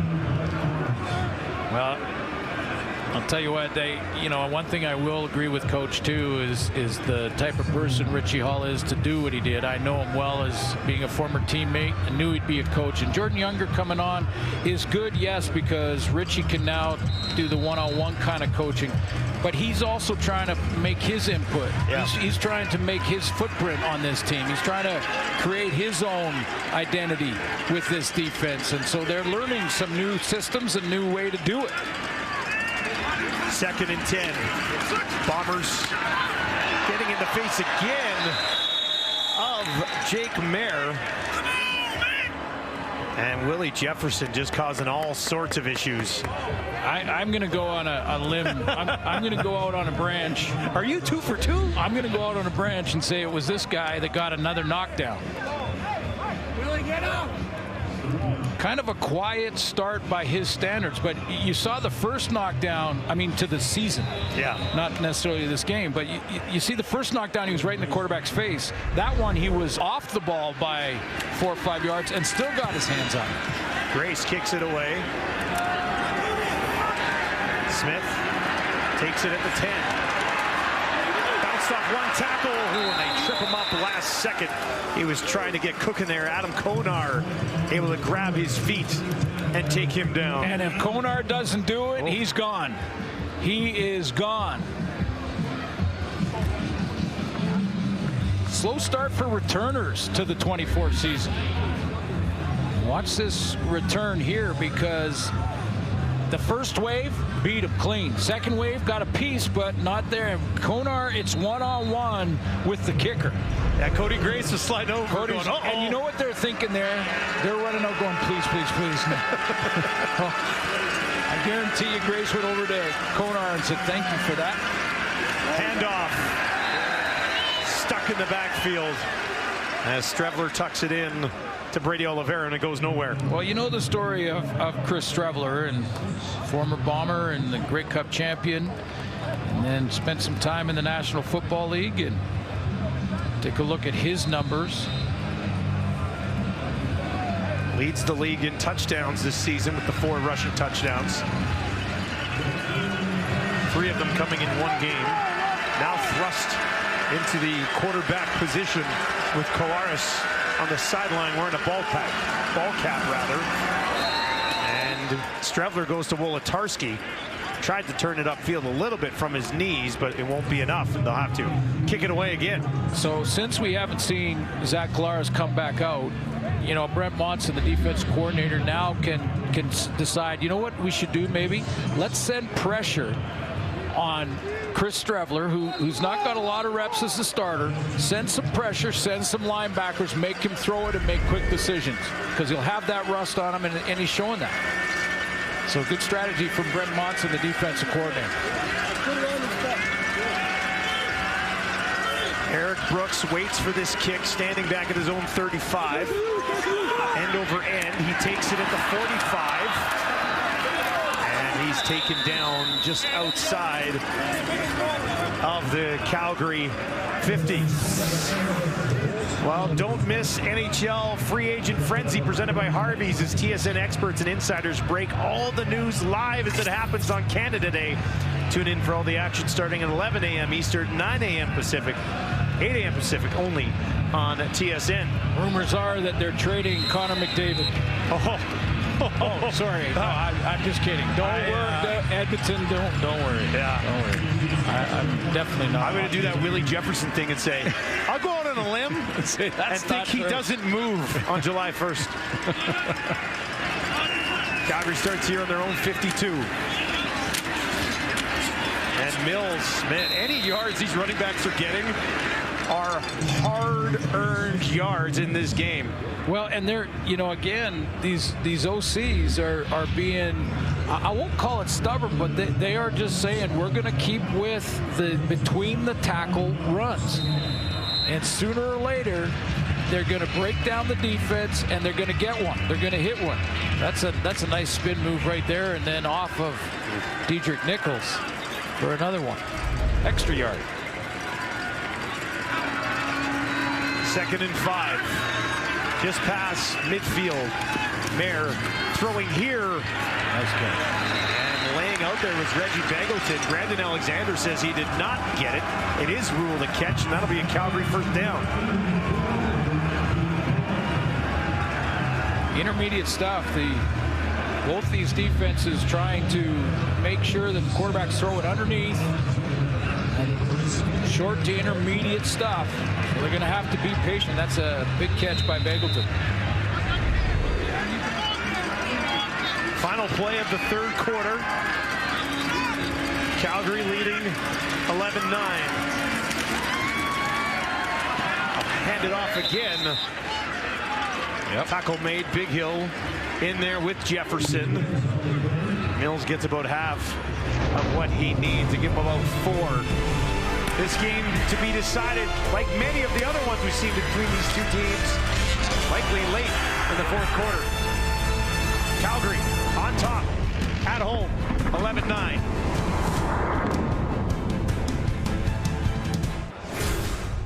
Welcome back to Calgary. Fourth quarter coming up through 3. Tight football game, 11-9. Calgary leads. Both teams are staying committed to the run here, but they're not getting anything. Well, first of all, how many people in Edmonton freaked out when I said they're trading Connor McDavid? They're not trading Connor McDavid. It's not a laughing matter, Suits. That's not happening. But, hey, this is a defensive struggle. Both defenses are playing very well. They're limiting the deep ball throws. We've seen both teams attempt them but not be successful. They're going after Chris Strevler to, you know, make him make quick decisions because he's got a little rust on him when it comes to the passing game, and they're doing good well against the run. I mean, both defenses in the interior playing well. 2nd and 7. Mayer trying to keep this drive alive for Calgary. They'll get him on the run. Out to his right. Now down the field. Barnes comes back for it, and he's got it. Jake Mayer on the run with a gun down to Barnes. Yeah, talked about this at in the first half, that Mayer's biggest improvement to me is his ability to throw on the run and to throw off schedule. That's a broken down play, trying to make something happen. And at the other end, Clark Barnes knows to come back. He had a deep route, so the scramble rule is when your quarterback's on the run, you come back and help him out. He makes a tough catch. Covered pretty well by Terrell Bonds, but well thrown ball by Mayer. 1st and 10 from the Winnipeg 19. Calgary back in the red zone. And they'll go back to the ground again. About a yard on the play for Mills. You know, how many times do coaches hear, analysts, ours included, that say they got to run the ball, they got to have balance? So we're not allowed as analysts now, after this game and how hard it's been to run between the tackles, to go, why are they running the ball? Throw the ball! Could you please throw the ball? Likely throwing here, 2nd and 9 from the Bomber 18 for Mayer. 3 options, wide side right. Looks to his left, throws to his left. Wide open on the far side of the field is Eccles, and that's close to a first down. Be just shy when he stepped out. Working with Mark and Michelle, but they switched positions. Michelle's usually the inside guy, Eccles the outside guy. They switched it, and both defenders went off with Mark and Michelle. That was the influence there, and then that allowed Jake Mayer to throw on time and get it to Eccles. 3rd and 1. Tommy Stevens into the game to do what he does best. Pick up a yard or 2. Pushing ahead, he's got it. More than enough, almost all the way down to the Winnipeg 5. And Big Tommy takes care of business. Well, we might actually get a major in this game. Don't jinx it. Okay, knock on wood. Bomber fans are hoping that we don't, at least not right now.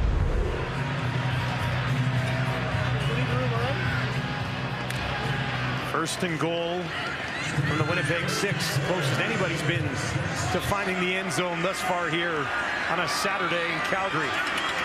Mills to the left to Jake Mayer. Mayer keeps it.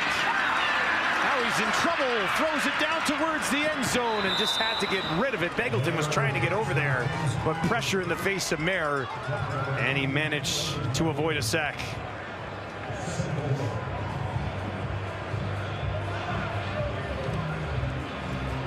Take a look at Mayer. He wanted a route out this side on the play action. He's going to play action the opposite direction here, and then he wants this route right here on the outside. That's covered up well by Kyrie Wilson. So that makes him flip his hips back when he doesn't see anything, running out of time, don't want to take a loss on the 5-yard line, throw it away. Good decision by Mayer.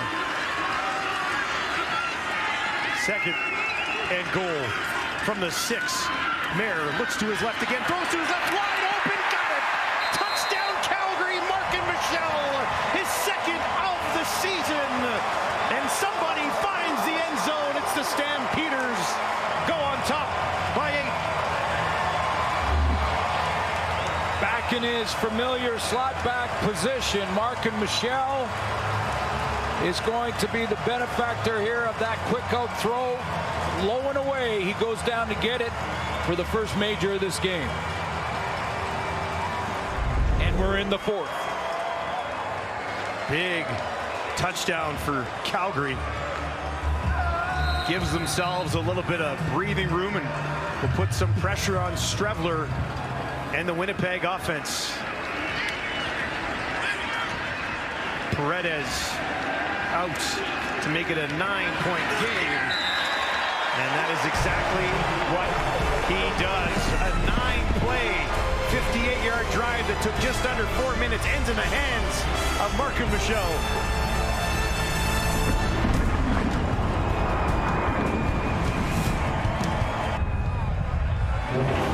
Of communication here. Terrell Ford is locked in right here on Cam Eccles. He is going to play man against him. Now, if he wants to switch this off with his teammate Evan Holm, well, he has to do that well before this happens. So he takes that one and Holm takes the inside route. As it turns out, Terrell Ford stayed locked into his man and Holm had to bubble around, and there's no way he's going to get there on that quick out route. 5th passing touchdown of the season for Mayer, the 2nd to that guy. Mark and Michelle returned to the club last year, has fit in extremely well. And I will say that Evan Holm, it's always, or usually 90% of the time, was when Richie Hall and I were teammates. the inside halfback's job to communicate to the corner if you're switching that you're going to switch. If they're going to cross, you got to communicate that out from inside out. It's not necessarily the corner's job. Kick taken at the 26 and trying to find some room. It's Smith again. Decent return, solid field position for Strevler and the Bombers, almost all the way up to midfield. So what did Buck Pierce and Strevler talk about? Well, Jake Mayer had the football, because now it becomes a sense of urgency when it comes to picking up the blitz. Do you do what Strevler does best and just try to run the ball a bunch, or do you? I think you get him outside. You try to get him outside the edge and throw or run. Drive starts in their own 51. Strevler gets rid of it quickly. Completed. Shy of the first down, a couple yards short, but he goes to Wolotarski. Third catch of the game for Wolotarski. I guess we shouldn't be surprised. They were college teammates, Minnesota. And one year Strevler was a quarterback with Wolotarski there, and the next he was actually a receiver, which is why he transferred to South Dakota. But they go way back. Second and a couple from the Calgary 51. Strevler, they're going to roll him out to the right. Gets the block, gets the first down, pulled back after the case, but definitely had the first down with that initial push. Now he's still in the short yardage package, and if he goes down because he's taking those hits in short yardage in the running, then the Bombers go to Terry Wilson out of New Mexico. Actually spent a lot of time in a few different colleges, but talk about raw rookies, he's next up. And again, knock on wood, we don't want to see anyone get hurt, but Strevler's got to take those hits in short yardage as well, and Zach Kalara's trying to talk him through these plays. From the Calgary 47, three options out to the left for Strevler, looks over the middle, throws over the middle, and that one in and out of the hands of Josh Johnson. Yeah, rookie, 24-year-old Josh Johnson out of Tulsa. Got a couple out there, Jeremy Murphy as well. It's been one of those starts to the season for the Winnipeg Blue Bombers. And they're staring 0-4 in the face here. Strevler trying to change that. 2nd and 10. This three-man pressure from Calgary almost got there, had to get it away. And it is knocked down. Josiah Coatney has been involved. That one was thrown right at him. Can you imagine? 6'4", 350, pick six? That would have been something. I think he has an interception in college. But thinking about a 350-pound defensive lineman running with that thing, well, first of all, you wouldn't see the ball. He tucked in under that arm and somewhere below that 74, and we wouldn't see it. This is a deep field goal attempt. Castillo 3 for 3 already. This one from almost midfield has that wind at his back. Castillo, that kick is up. Flag on the play. He actually knocked it through from 55. Got Brooks back there too. The tricky part of a long field goal. Oh, Winnipeg. Procedure. Winnipeg, number 64. It's 5-yard penalty. Remains 3rd down. Well, that'll be. They're not. Yeah, they're leaving him out there for a 59-yard attempt. Like we said, there's been a pretty strong wind going in that direction. If you look at the flags right now, it's buzzing out there. If he hits the same kick he just hit, he'll make it good. Castillo. But if he doesn't, Brooks is back there. From 59 yards to cut into this lead. The kick is up. Doesn't have enough. Got it. Castillo from deep, from downtown 59. He knocks it through with just under 10 minutes to play. Sergio Castillo. The deep shot. Had a little bit of room.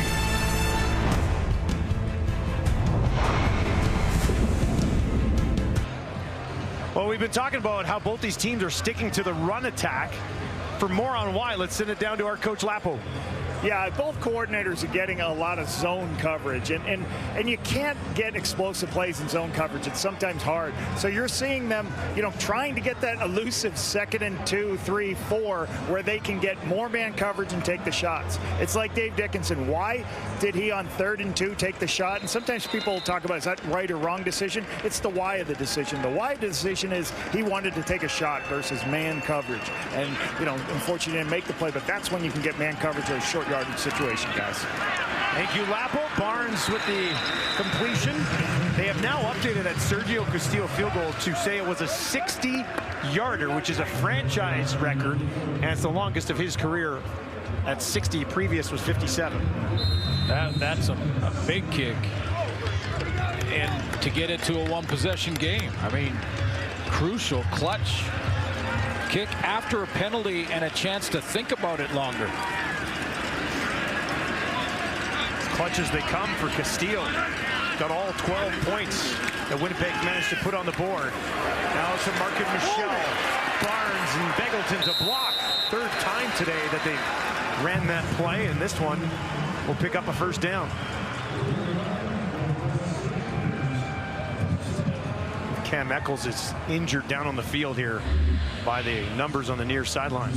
See how deep Market Michelle is on this play, and that's a little bit of a tip to the Bomber defense that he is going to just sit back there in that little hitch screen. And as you mentioned, they've run that play a few times.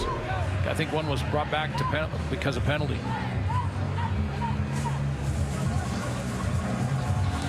Eccles in a tough spot here. Not much pressure on his right leg. First year with the Stampeders. BC's practice roster back 2019 for a little bit. They'll bring in the return man, Eric Brooks. See if they use his speed to his advantage. He's at the top of your screen working there against Terrell Bonds. 1st and 10. Other side of the field, back to Michelle again. Same play. They'll take him down at the 50. Take a look at the injury to Cam Eccles. Talking to Dave Dickinson this week, you could tell he's real excited about his receiving core, and over the last couple of years, that's a non-contact injury. Hopefully that's not his Achilles. That's often how it looks, but just cross our fingers that's not. He's been real happy with the fact that finally they got a team where Jake Mayer can see the same receivers practice after practice, and it's not a good sign. 2nd and 2. Tommy Stevens. He'll spring him out to the left. Stevens goes down.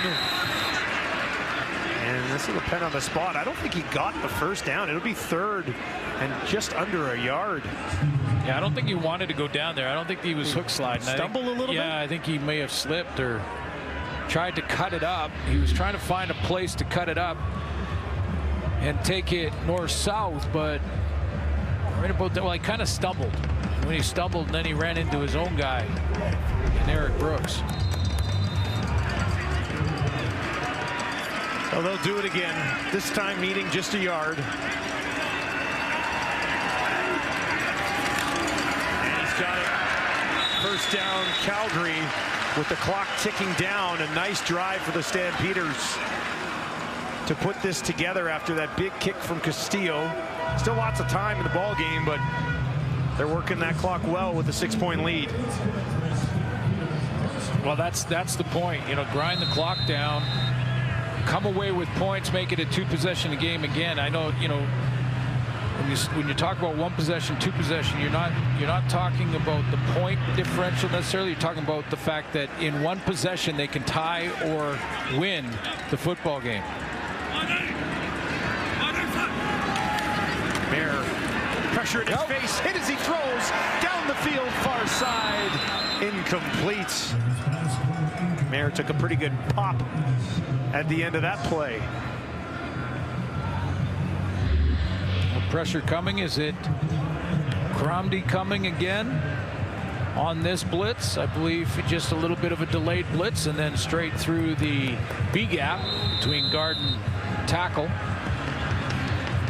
Here thought he had a little bit more time, and it closed quickly. Need a little bit more, I think, to get into Paredes' field goal range, especially into the strong wind here at McMahon. From the Winnipeg 46. Mayer near side. Philpott's got it. Doesn't have the first down, but takes it down to the 42. Real good drive to chew up this clock. Cody Grace will come out to kick it away. But if Cody Grace, and he'll want to angle this and make it a real long field for Chris Streveler.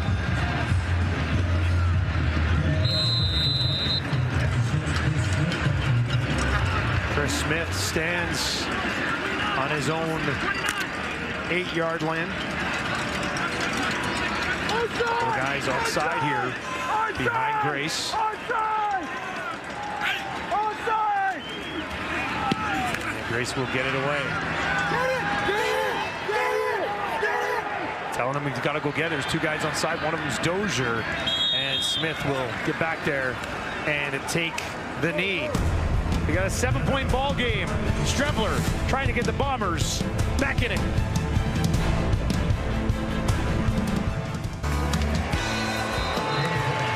How about that commitment?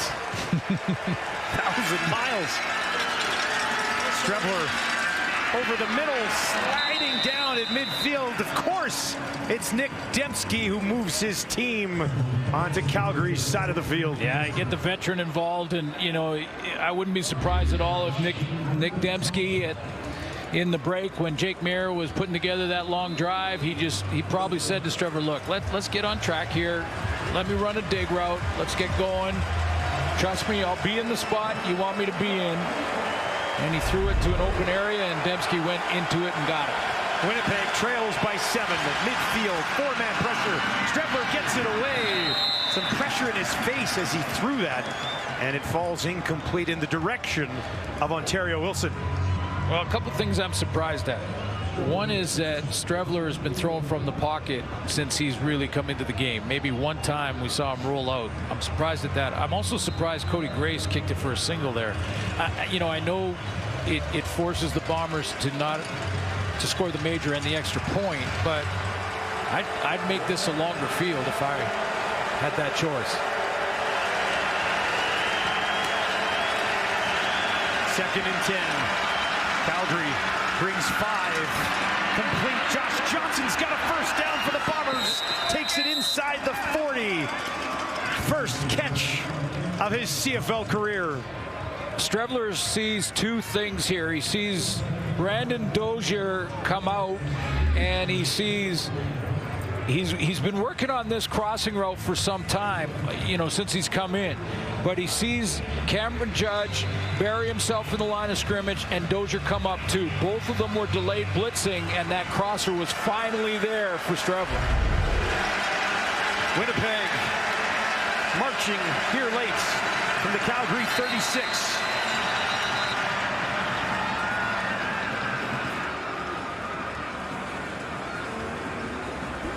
And flags just before the ball was snapped. Legal substitution, too many men. One of the two. Johnny Augustine left. Okay. Procedure, Winnipeg, number 67. It's a 5-yard penalty, remains first down.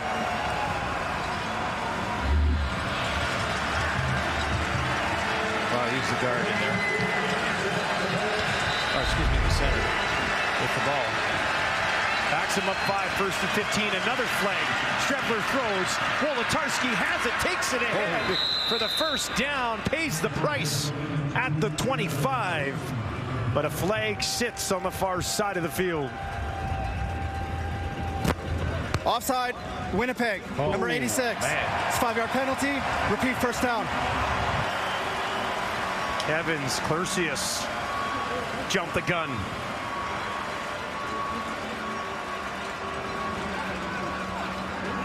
Rookie mistake. 1st and 20 for the Bombers. Take a look up here. It looked like that's where the flag was thrown. Clercius.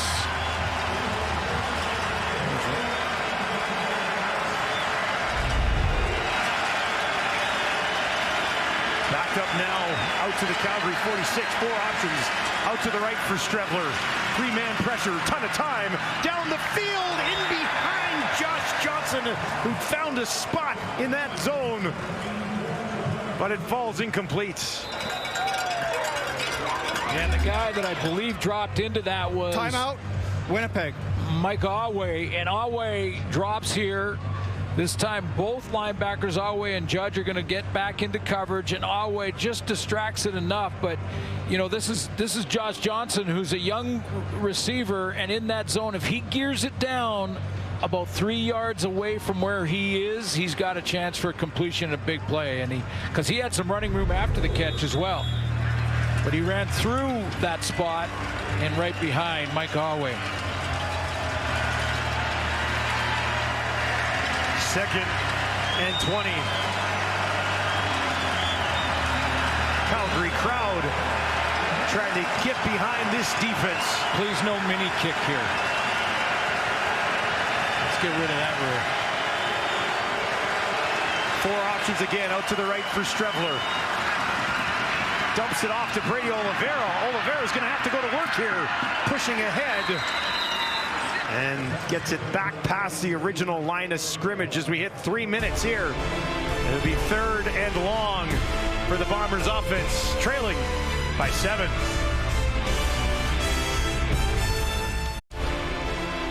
Week 4 wraps tomorrow, Sunday Night Football. Ticats, Red Blacks. Tune in at 7 Eastern, 4 Pacific. Only on TSN. The way this has turned out, the actual single helps Calgary, because they're forcing this 3rd down. Stops Winnipeg from trying to get 2 field goals. 8 in the time, exactly. 3rd and 9. The Strevler has some magic here. Ton of time. Goes back to his running back, Brady Oliveira, pushing ahead. Oh, this is going to be close. This is going to be really close. Depends on the spot. Oh. That is inches one way or the other. Well, we're going to bring out the sticks. That's how close it is. And they're not going to measure it. He is short.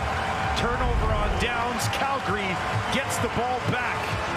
What do you think of throwing it so short in that situation and putting it all on Brady to pick up the 1st down? Well, I mean, that's what Coach was talking about on the sideline, that both these defenses here tonight have done a nice job of forcing quarterbacks to throw it underneath.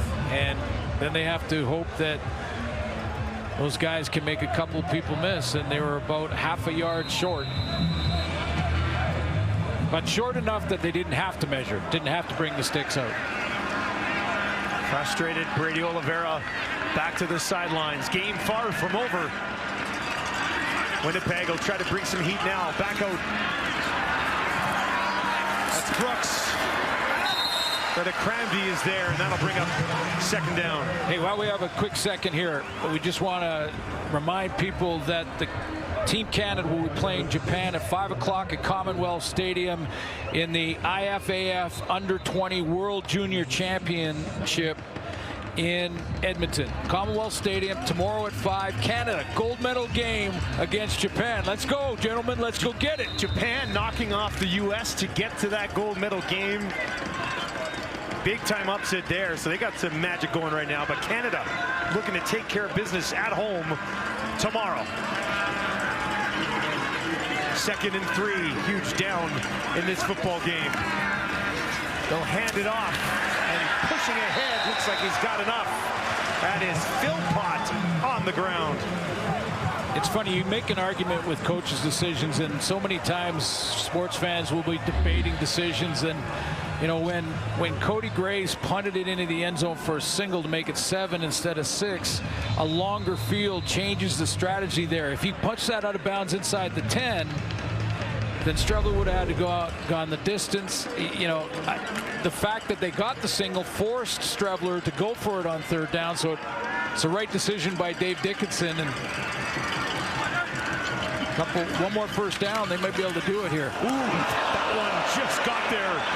Michelle turns it upfield, takes it out of bounds just at the 45. Could you imagine that? That's how close Dedrick Nichols was. He's seen that play a few times tonight. You could have heard a pin drop in here. Oh man! If he picked that one off, he took it. He took a shot at it. Playing the play. Here he goes. They did it automatic, and no, just off the fit. Just 3 or 4 inches away from taking that to the house. Instead it goes for 8. 2nd and 2.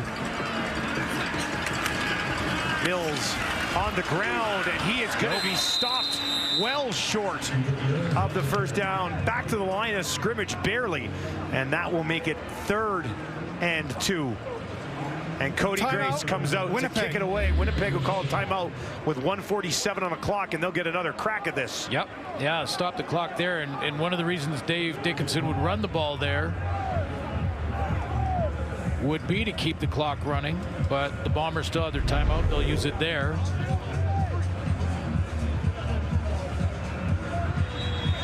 Returners have been close, too.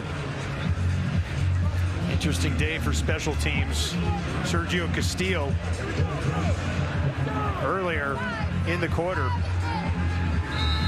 tying the 2nd longest field goal in CFL history. Yeah, how about that? I remember that one. The Ridgeway one, eh? That was 1987, and I was the holder. I told Ridgeway it was wind dated. 63 the record, McCallum. Smith takes it up the middle, stays on his feet. Great effort to get it out to the 35 for Chris Smith, who they really like to follow in the footsteps of Janarian Grant. And Streveler comes out 94 seconds, sets the scene here. But now getting him on the edge becomes a bit of a challenge if Buck Pierce is going to try and do that now, because the longer you hold the ball as the quarterback, the more that 134 disappears on you. So he's got to be efficient now in the hurry-up offense, not the regular offense. If you are just joining us, Zach Collaros injured in the first half, tried to come back, could not, has not played here in the second. Streveler's time to shine for Winnipeg. Takes off right up the middle, dives ahead underneath Cam Judge, and gets a decent chunk on first down. They're going to give him just 5, I believe. 2nd and manageable with 1:27 on the clock. Yeah, and Michael O'Shea's used his timeout, used it on the change of possession there, so Streveler's got to manage the clock from the field. Up to his 41. Flag here. And that play is blown dead. Procedure, Winnipeg, number 66. It's a 5-yard penalty, remains 2nd down. 2 procedure penalties against a couple of veterans on this Winnipeg offensive line. Kolinkowski, and now that's Stanley Timer, Bryant. Please reset the clock to 1 minute, 22 seconds. 14-year veteran. Now, a different single caller is a different voice, even though there has been a package for Streveler at quarterback and short yardage. And we're in week 4 now. That shouldn't be an issue. 2nd and 10. Streveler with time over the middle. It's Johnson again, makes a move. Stopped just short of the first down. Well, 2 things, though, that Josh Johnson need to get out of bounds. And if you're short, you're going for it anyway, but stretch that thing out to the sideline. Yeah, save some time. 3rd and 1 from the 45. Wave it in. Calgary can stop this. That'll pretty much do it. Streveler's going to stay in the shotgun on 3rd and 1. Turns, hands it off. Brady Oliveira's got it. And Winnipeg stays alive with 67 seconds on the clock. It's another thrilling finish coming up here between these two clubs. Drew Wolotarski just told Josh Johnson to get to the other side. Strevler near side. Ontario Wilson comes back. Gets underneath that one down to the 50 with 60 seconds on the clock. Yeah, smart move by Wilson at the end of that catch. He was going to go and celebrate. You can't celebrate with a minute to go, down by 7. Time to get back to work. Strevler moving quickly here. 4-man pressure from Calgary. Over the middle, down the field, drops it in at the 30. And it's Kevin Clercius. Comes up with a big one. You remember that offside procedure from Clercius? He made up for it right there. Nice catch. Strevler dropped it in there. 11 of the last 13 games between these two teams have been decided in the final 3 minutes. They played close football games. Simple as that. Calgary and Winnipeg. Winnipeg has won the last 6. Strevler now a little bit more pressure this time over the middle again, and he's got it down to Dembski, and they've still got 45 seconds to work with. Oh, plenty of time now. They've made quick work of the field. Dembski in the slot. Bender. Two good throws back-to-back by Strevler. Timeout called. Timeout, Calgary. Calgary will call a timeout here. Chance to reset, refocus with just over 40 seconds on the clock. Pretty nice drive Winnipeg's put together. They're best of the football game right now. Yeah, and they don't have to take the shot to the end zone on 1st and 10. They can get a first down and get another shot. They can run their offense. 45 seconds, plenty of time. You can 6 plays. If you're efficient, quick out. Takes 2 or 3. Now both coaches can't stop the clock again with a timeout. 58 yards in 42 seconds to put themselves in this spot with 45 remaining. Second trip to the red zone today for Winnipeg. Working from the Calgary 16. Dembski's in the slot, up high. Strevler flushed out on the run. Now he's going to throw towards the end zone. Wolodarski got it. Touchdown Bombers. What a drive, and they're not done yet. Strevler finds Wolodarski for 6. The college teammates find a little chemistry late in this game, and we're a single away from tying it and going to overtime. Strevler on the run, get him outside, contained. Mike Alway didn't know whether to drop back under that or go and try to tackle Chris Strevler. He got caught in between, and little toss. Catch looks clean there. Yep. Oh, that's a touchdown. Wolodarski's first of the season could not come at a bigger, better time. Castile to tie it at 19, hit a field goal from 60 earlier in the game. That one is up. It is through. We are deadlocked with 37 seconds on the clock. Do not ever turn away from the final 3 minutes of a CFL football game.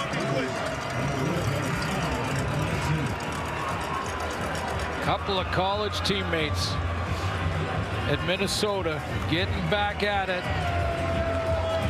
They move Drew Wolodarski into the slot back position with all their injuries. With Dalton Schoen out of the lineup.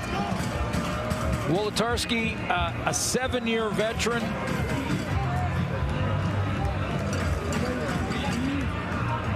Eight plays, 74 yards in just 47 seconds.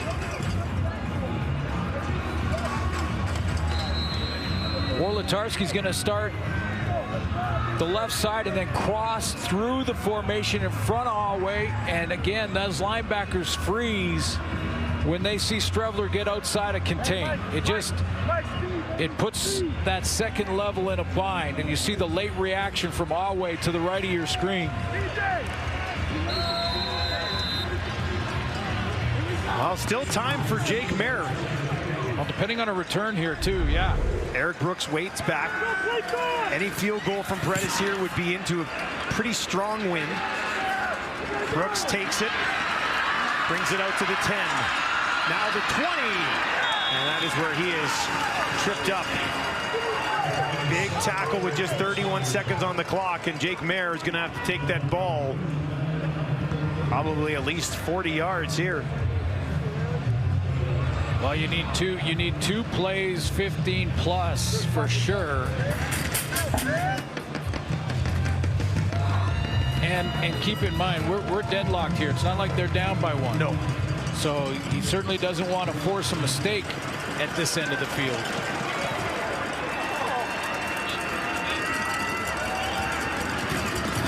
Start on their own 22. They will hand it off right up the middle and a sign that they're okay with overtime. Yeah, I think so. Exactly. You just be smart. They're into the wind. You know, even to get into field goal range, they'd have to probably get to the 35, maybe the 40. Maybe the 40 with who their kicker is. Yep. But it is a good wind here. So yeah, you would have been looking that far down. 2nd and 5. Clock ticks inside 10. One more handoff to Mills. Hangs on to the ball with 3 seconds on the clock. Little OT. Overtime looms on a Saturday night in Calgary. As the clock ticks down to 0. Well, we talked about 11 of the last 13 meetings between these two teams have come down to the final 3 minutes. This one, we're going to need a little bit of extra time to determine a winner tonight. Strevler drives the field late and finds Drew Wolotarski, who's just a little fired up. Don't go anywhere. Overtime on the way. CFL on TSN. Welcome back. We have overtime here in Calgary. Here is a look at the rules. Maximum of 2 mini games. Each team scrimmages from the opponent's 35 after a touchdown. The team must go for 2, and the team who scores the most points in the mini games will earn 2 points in the standings. Still tied. Calgary won the toss. Calgary won the toss, so they got the choice to either go on offense or defense first. They've chosen to go defense first. That allows Dave Dickinson's crew to know exactly what they need to try and win on their turn. They'll both go with the wind at their backs in this first overtime. If we go to a second, they switch ends. Wind is picked up here, actually, as we get into overtime, but at their backs right now. Winnipeg will have first crack at it. Strevler, fresh off that momentum of a game-tying touchdown, as Brady Oliveira to his right. Hang on tight, everybody. Overtime begins. Saturday night, the Canadian Football League. Pressure in Strevler's face, gets it away. Ontario Wilson hauls it in and stays on his feet. Still going. What an effort by Wilson. Takes it down inside the 15. Can you imagine if he actually gets set free there?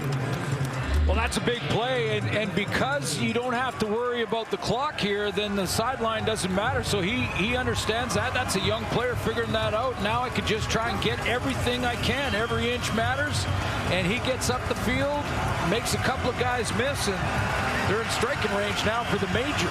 They spot him at the 16, which is exactly where they were when they threw that game-tying touchdown.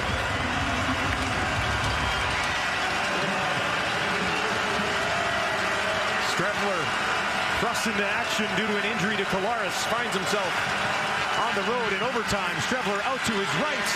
On the run. Nowhere to go. Throws it behind the intended target. That was his fullback, Feltmate. And that'll bring up second down. Very similar play to that tying touchdown to Wolotarski. Get outside on the run, and this time the linebackers stayed off. They stayed under the receivers this time. They said, if you're going to run, go ahead and run. We'll rally to that. The Bombers just 7 of 22 on second down conversions so far in the game. Need 10 yards here. Calgary crowd trying to get behind their Stampeders. Stamps are going to bring pressure. Strebler gets it away. Looking down towards the end zone. Intercepted. It's picked off in the end zone. And it's going to be brought back to Mario Houston of all people. And Houston takes it out. There's a flag back inside the 5. But the Mario Houston takes it away from Strebler. Houston, a hero against his former club.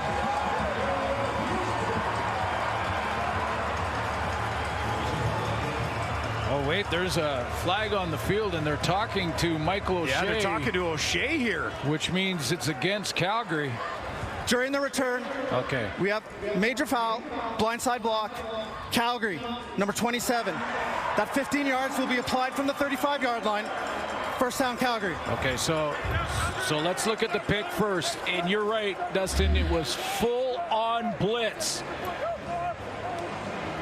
Full-on blitz that Chris Strebler was facing, so he knows he can't block them all and had to try and just throw it up and hope that Dembski could get there, but it's well underthrown. And DeMario Houston just says, look at this, it's safety, it's linebackers, they're all blitzing. So the hole, because the safety's out of the middle in Malcolm Thompson, is to Dembski, but well underthrown, and Houston makes him pay. Because of the penalty, Calgary starts, though, from the 50. Remember, Wind will be at the back, near side. Beggleton's got it down to the 45. Calgary knows what they need. Yeah, but that's an interesting point, because the penalty, when you take over in overtime with your turn at the 35, you're in field goal range already. Yeah. Now they're not. They've got to earn another first down or two.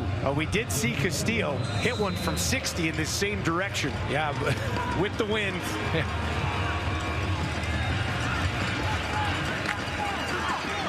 Paredes paces the sideline.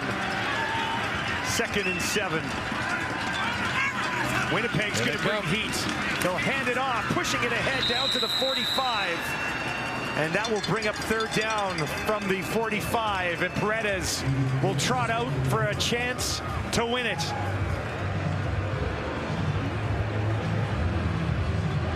.45 means it's a 52-yarder. The tee will be placed right down the middle. And that's why they ran to that spot, confident with the wind. That Paredes is back, and his accuracy. He can do what Castillo did, going the same way. Just inside his career long at 53. Paredes to snap a 6-game losing streak against the Bombers from 52. The kick is out. Got it! Paredes walks it off for Calgary. And they win a thriller at home.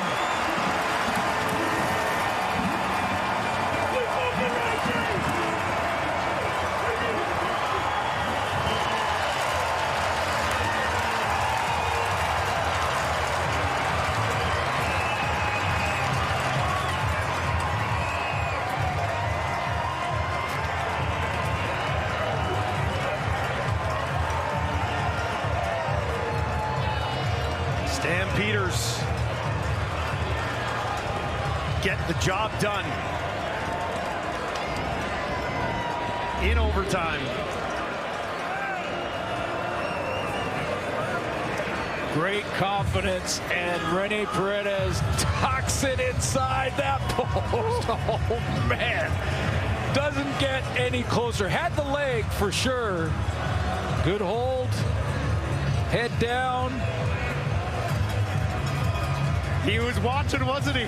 Different type of journey, but the guys put on a show in a different way tonight. Interesting football game.